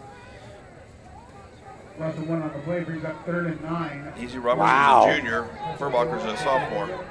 By the way, I've got info on that onside kick that Sarge, our QA, our expert QA, sent us after this play. Feuerbacher looking and across the middle, wide open, but dropped. Baker drops it. Now here's the text from Sarge. Just check the playback of the onside kicks. The kicker grabbed the ball at the 47. The 45 was the 10-yard mark. So, as you called it, he was 2 yards short of being able to grab it, but the referees gave it to him anyway. New defensive changes here. Big fourth down conversion. Rouge need to stop it. 4th and 9, going for it on the right side, and that's an receiver button hook there, and great defense there. Of course, who else? Number 18 back there on defense, Evan Dennis. Evan Dennis, yeah, he's had a great game. That's good coverage there. They tried that receiver kind of back shoulder pass again. Receiver just couldn't slow down in time, and good no call there. There was some contact, but I don't think there was anything flagrant or. And really, if you look at the replay, there was no way he was going to catch that ball. No. Because the ball was way too far outside for him to do it. So let's see if the Rouge offense can do. 8:22 to go in the fourth. Let's see if the Rouge offense can at least maintain control, get a couple first downs would be nice, and keep the clock running. Centenary with 2 timeouts. As Timmerman the center with the little shout out there. That's going to be Stewart. Stewart across the 35 to the 37-yard line. Yeah, great first down play there. We're going to pick up 6 yards on that carry, and we're going to be able to run, another 40 seconds off the clock, almost a minute off the clock. So every time we're able to do that, it's just tick, tick, tick. Less time that Centenary is going to have to make their comeback. Stewart has tied Talton now with 59 yards on the ground. Oh, now they gave him an extra yard, so he's got 60 to Talton's 59. John Rawls Thompson, 8 carries for 22 yards. And Stewart again, and he's going to be about yard and a half short of the first down. It'll be 3rd and short. And again, as you said, they're going to click off another 45, 50 seconds off the clock here. J.R. Thompson is in the game, as is Tim Gracie. That's one play. I've got a 2-hour drive home. I'm going to see that play in my mind for a long time. Such a great play. He will too. He's got a different angle he saw from, but he'll replay that one for a long time. So big 3rd down here. JR offset left, delay in the wing. JR will get it in the first down. Big first down there run for J.R. Thompson. Good job there. He just put his head down and said, hey, I just need one. He needed 4 feet, basically, and he ended up getting 2 yards on that play and got exactly what he needed. Javen McGowan, Forrest Westbrook, Jack Nelson, Elishua Moore, Trevor Timmerman, Matthew Stratke, Felix Flores, Art Clayton, Tristan Dobney, Ron Washington, Rhett Bestjewel, and Tim Gracie, the tight ends. Guys up front doing a great job. Yeah, phenomenal job here. They'll take the clock all the way down to the 5-second mark until he snaps it. 6:17. Thompson will get the run. He may be a Mercury Morris type, but he's got kind of that Larry Zonka just run him over. Yeah, and so it looked like he got bottled up for a short gain. He ended up falling forward for an extra 3 yards and picked up, looks like 4.5 yards on that. So great first down carry again. Tick, tick, tick. So Thunder 28 is out. Lightning 2 is in. I don't know. We haven't called Michael Kress's name in a couple plays here. He's one-on-one, far side, single-man coverage. Yeah, as long as we're getting 5 yards of carry, I think I'm going to keep just running that rock. And that's what they do. And another 3rd and short situation created here. On the carry for Austin College. I think the key is to tell your running backs, hey, let's put both hands on the ball. Yeah, right. Let's wrap that thing up good. If you qualified at the 49-yard line, holding on to that ball is more important than picking up that extra yard too. Sometimes those running backs, are going to fight for extra yards, and right now fighting for extra yards isn't what they want to do. 3rd and short right here. No interceptions, no fumble turnovers. This has been a clean game on the turnover slate. I formation now. Thompson will get the carry left side, bursts it, and he is on his way. Oh, tackle, but he gets inside the 35 to the 33, and that's that burst. I don't know. I'm going to have to show Tom Thompson that play. He had the burst. He just didn't have the acceleration to keep going. So he was able to get through that line and burst through it, but it's a short burst. That is Brian Washington, the touchdown-saving tackle there. 1st and 10 at the 31-yard line, they're going to call it. I formation again. And boy, this is great for Stewart, who ran most of the plays in the first half. Have Thompson come out and run a few plays, you know? Get some fresh legs. He hadn't had as many carries, but obviously showed some fresh legs in that last one. And you knew where the ball was going this time. And Thompson just like, here you go, Mr. Referee. Yep, I'm good.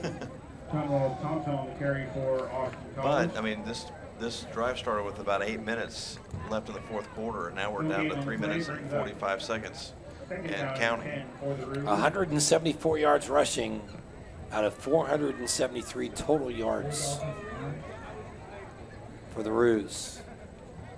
As Mr. Lightning back in there, Stewart, offset left, now back in the I formation. And Gracie on the wing. Come on, go ahead, float one out to Gracie again. That'd be way too much fun. I know, you want to kill time, forget it. And Stewart does get the carry. He's going to get to the 30 before met by a host of gents. Now you're going to have 3rd and long here, so now your play call might not be the wrong call. I think that might be the right play. I do like it on 2nd down and long because they're not expecting it. Right. And you just, you know, if you have the ability, you know, they don't have the ability to talk to the quarterback, but I would say, hey, look for Gracie. If he's not there, take it and run, tuck it and run. Don't throw it away. But maybe that's what they're talking about here in this timeout, saying, hey, look, let's go for the pass, but if it's not there. And here's the thing. This drive started with 8:17 on the clock. It's at 3:05. No, that's more important than anything. That's exactly what the Roos wanted. Yeah, you'd like to put points on the board. Scoring quickly would have not been the right thing, right? I mean, yes, you got an extra 7 Although points. JR would have taken a long touchdown run. He wasn't going to stop at the 1, right? I mean, it's hard for somebody to do, but maybe if it was under a minute or so. But even for a college kid, it's hard for them to fall down on purpose and not score the touchdown. Especially it would have been his first touchdown. I think his dad would have been upset on that one. A little Neil Diamond in the background. Here you go. Here you go. Touching hands.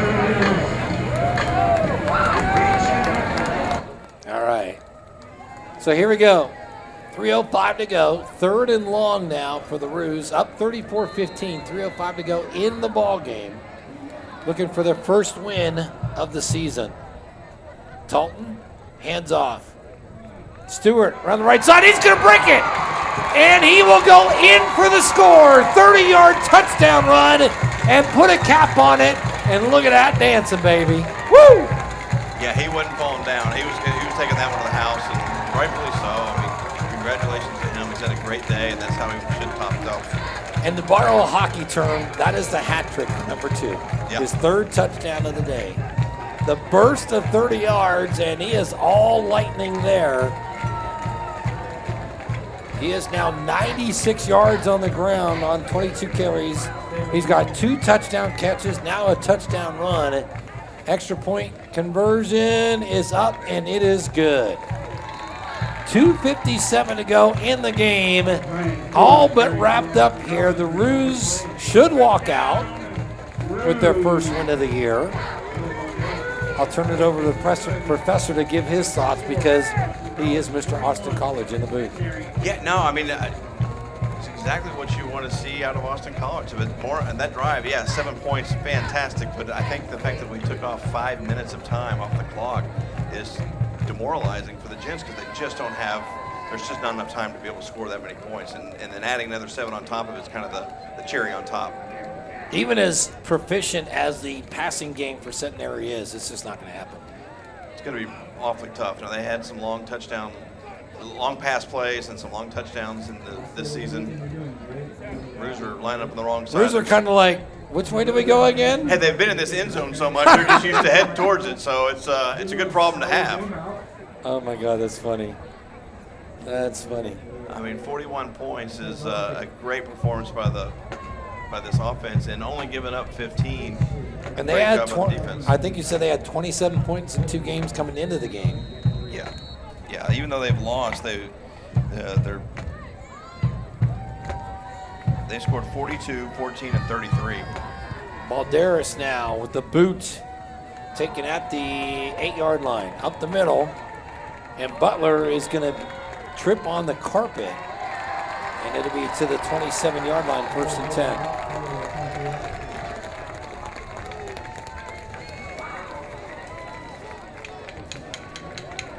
So next week, Austin College on the road at Hendricks as conference play opens. It'll be Lyon at McMurray, Austin College at Hendricks, Texas Lutheran at Centenary.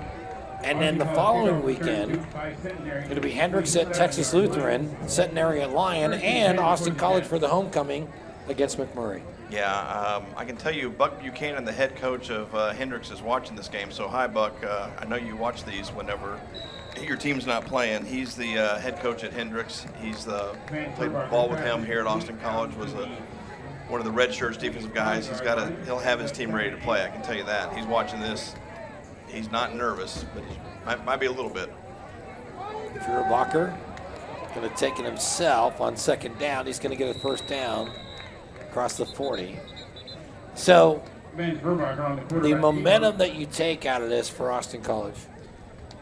So 2 wins in a row, right? And you can feel it. You can feel it. We got a great crowd here tonight, and the stands are for just the third game of the season on a pretty warm October night. Warm, yeah. We probably got about 1,500 fans here, which is huge. Now, good penalty there is going to set them back, but there's a little bounce in their step. You can just kind of see on the sidelines. Got a buzz going. And so, they're going to keep that momentum going. They're going to want their practices will be a little bit different this week. Yeah, no doubt. Feuerbacher, the screen pass outlet to Jackson. Jackson going to get at the 35, and a flag comes in on the near side, and a flag comes in from behind the play as we approach the 2-minute timeout at 2:08. And this is what you hate to see when you've got a decided game, we'll put it that, and the flags come out. You just want to see everybody get off the field safely. 15-yard penalty for the spot of the foul. Don't see that too often. It's face mask on the offense. Cantu was going for the tackle, and he kind of had him in sights, and I think the defender got his hand up into Cantu's face mask. That's the only way he was going to slow him down and stop him. But you don't want to see penalties, but those kind of penalties you kind of have to call in that situation. Is it total frustration on Centenary? Yeah. At this point? Yeah, you're pretty defeated. You did not expect this. I mean, no, definitely not. And the outlet pass again, and that's Jackson. Jackson near the original line of scrimmage, and the 2-minute timeout taken here. On FloSports, you'll see the commercial break here as we bring you, and again, 2 things really proud of as I stand here right now. Proud of, obviously, Austin College, the game they played, but proud of our incredible crew. Yeah, amazing.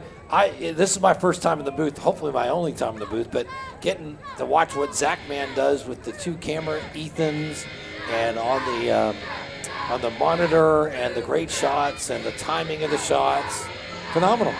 It's almost like going to Texas Stadium in Arlington, and they have that huge screen above. And sometimes people get lost because they keep watching that screen above, right? I keep getting lost because I keep watching the screen here, and the camera angles and the shots they're doing, and then I realize, oh yeah, there's a game going on. I gotta pay attention to the whole screen, not just because there's multiple cameras here, and I'm watching specific players. So. And thanks again for Emilio Sarge Juarez for giving up of his time tonight to monitor game for us. That's what we do at Big Daddy Media. We got somebody watching every single broadcast that is reporting in to the producer and letting them know if there's anything, an issue or anything that needs to be worked out. We've been blessed tonight as Feuerbacher goes back 3rd and 8 and a crossing pattern, and that's going to be Trent Smith for the 1st down.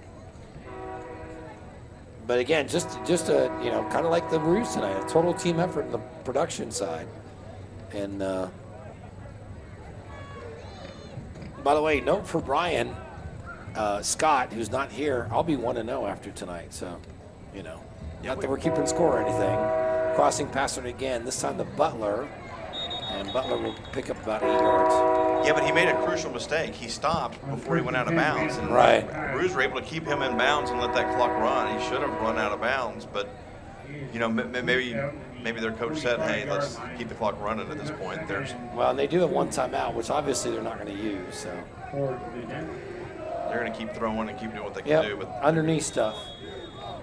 Just keep throwing underneath. Just nickel and dime, and they'll pad their stats. But Austin College is happy to let them pad their stats at this point in the game. Yep. But that's how quickly Aiden Baker on that one. How quickly football can change, right? Last week they had 500 Oh, yards yeah. total offense. This week they had 69 in the first half. They've been able to come back and make some yards in the second half, but not enough to put a dent really in this game. Maybe gave them a little scare, but not much. And for Austin College, just the reverse. The first 2 weeks, their offense and defense just wasn't on par, and now these last 2 weeks, it's a whole different team. Clock running now, under a minute to go. 60 seconds away from their first victory of the 2025 season. Outlet pass again, and out of bounds goes Jackson. Vance Furbacher passes. Furbacher up out of to bounds, 234 complete now to the passing 32-yard yards. line. And on the stats here, 234 passing yards just doesn't feel like it. Doesn't feel No, like it doesn't. 234. nope. He has hit 6 different receivers, and that one will be complete. That one caught by Xander Frederick, another freshman. That was a good catch. 6'3" freshman out of Maurice, Louisiana. Centenary. And Centenary will take their last time out with 46 seconds to go. At this point, they're kind of playing for pride. At this point, they're Coach Dawson over there is just really wanting them to play for some pride, and they're playing for next week now. They're Right. playing to kind of get their head right. And I'll tell you what makes this even more, tough for them is they had a bye coming into this game. So they had a bye coming in, had a week off, an extra week to prepare, and just weren't able to convert in that first half. And you can't necessarily lose it in a half, but they put themselves in such a hole that it was almost impossible for them to come back. 9 different receivers with at least 1 catch. Jay Scott 7, Xander Frederick 7, Devin Strickland 7 yards receiving, 11 for Baker. And those are yards, not receptions, right? That's yards. Yeah, Butler with 11, as Furbacher underneath and inside the 10. The ball is out and it's loose. Fight for the ball, and it's going to be Centenary ball, 1st and goal. That was Theo Dunn. Down to the 4-yard line. And they're running a little 2-minute offense here. 1st and goal. 1st and goal now at the 5. Looking underneath pass. Flag comes in as Jackson will go in for the touchdown, but it's holding. And that's going to wipe out the touchdown. And Furbacher, understandably, a little bit dismayed, not upset at this point, but dismayed. I think frustration is probably setting in. But you know what? Again, that penalty was on the Austin College, front line and putting the pressure on that offensive line of Centenary. They've done that all game long. They're really frustrated on that first half. Offensively, they couldn't get any rushing yards. Right. They were in the negative in the first half for rushing yards, and then they kept throwing off the timing of Furbacher when it came to his passing. So 19 seconds to go. Steps up. He's going to make a run for it. Trey is going to be there. Trey Brewer, and tackles him right about the 10-yard line. Key is he stayed in bounds. They've stopped his momentum. So 6, 5, 4, 3, 2, 1. Game over. That's going to do it. Austin College, phenomenal all-around effort. And the Roos come away with their first win of the 2025 season, a 41-15 victory over Centenary. It's not even as close as it looks on the scoreboard, to be honest with you. Their 15 points, came in the third quarter, and they had one good sustained drive, and that's really all that they were able to really do. The turnover kind of hurt Austin College and or the onside kick hurt them, and they gave them short field position. They were able to come back and score again. But other than that, offense came in and just thwarted their ability to get the ball back. 508 total yards for the Roos tonight, 355. So a good second half effort by the Gents. And Feuerbacher, 500 yards and 5 touchdowns passing last week. 25 for 50, 258 yards and 1 touchdown. Jalen Talton on the other side, 22 for 30 passing, 303 yards, 3 touchdowns, and no interceptions. Yeah, no, I mean, just doesn't matter what stat you look at, they're all phenomenal for the Roos, and they've just done an amazing job. Also, and I don't know, so do we go with Michael Kress, 12 receptions, 170 yards, or do we go Zion Stewart, 22 carries, 96 yards, 1 touchdown run, 2 catches, 6 yards, 2 touchdown receptions, and that great one-hander in the end zone? Who's your player of the game for the offense? You know, as a receiver, I want to give it to the receiver, but I think you got to give it to Zion. The 3 touchdowns, that's tough to do. I mean, that's just tough to do. And that catch in the end zone, one hand, it was all fingertips. And highlight reel, baby. Yeah, highlight reel. So. Okay, so on the defensive side, who do you like? I kind of like, as far as like nominations, Evan Dennis. Hands down. Okay, thank you. I mean, there's some great effort from the defensive line, made some great plays. Linebackers were in there. Cantu made some, he's always in there, but Evan Dennis is the one that stands out to me. There you go. All right, so next week, it's the Roos on the road to open conference play at Hendricks. 1 o'clock will be the start time there. Here come the Roos, and they're going to celebrate here, I believe, the alma mater song, or I forget what you call it. We didn't do that when I was here. That's a tradition that was started probably the last 7 or 8 years.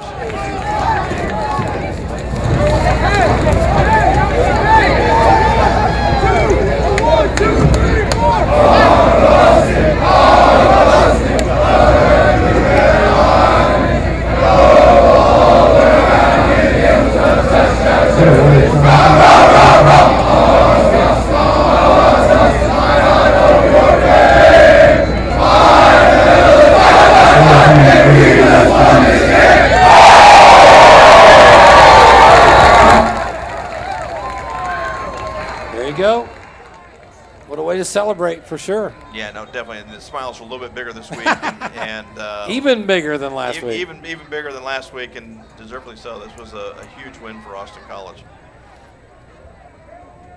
So, your final word, and then we'll wrap things up.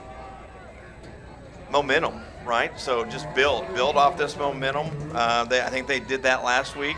I think they had some good practices, and sometimes you have to learn how to win. And I think they've spent 2 weeks in a row learning how to win, and hopefully we can just keep it going and go into Hendricks and pick up win number 3. Once again, awesome job by Zachary Holmes, our executive producer here at the broadcast, and Ethan Kirstein on the camera, and the Ethan for Austin College as well. Phenomenal job. Thanks to Sarge Emilio Juarez on the QA side. And it was fun, man. I had a great time. Got a chance to call play-by-play for college football, but I will gladly move back to the sidelines. I'm just so comfortable there. It's way too much fun. It looks like you're having way too much fun. Yeah, it is way too much fun for sure. Brian Scott will be back, and of course it'll be homecoming next week. Once again, homecoming ceremonies. What do they do? Just get here early, right? Get here early, go to the Outback, find your group, and have some fun, and then come out, sit in the stands, and make some noise. Pretty simple. All right. So for everybody here, and of course Michelle Feilander, the athletic director, and for Jeff Kelly, the SID, and for the entire Big Daddy Media crew, I'm Chuck Licata as we say goodnight and bid you adieu from a victory, 41-15 for the Roos over Centenary here in beautiful Sherman, Texas. Good night, everybody.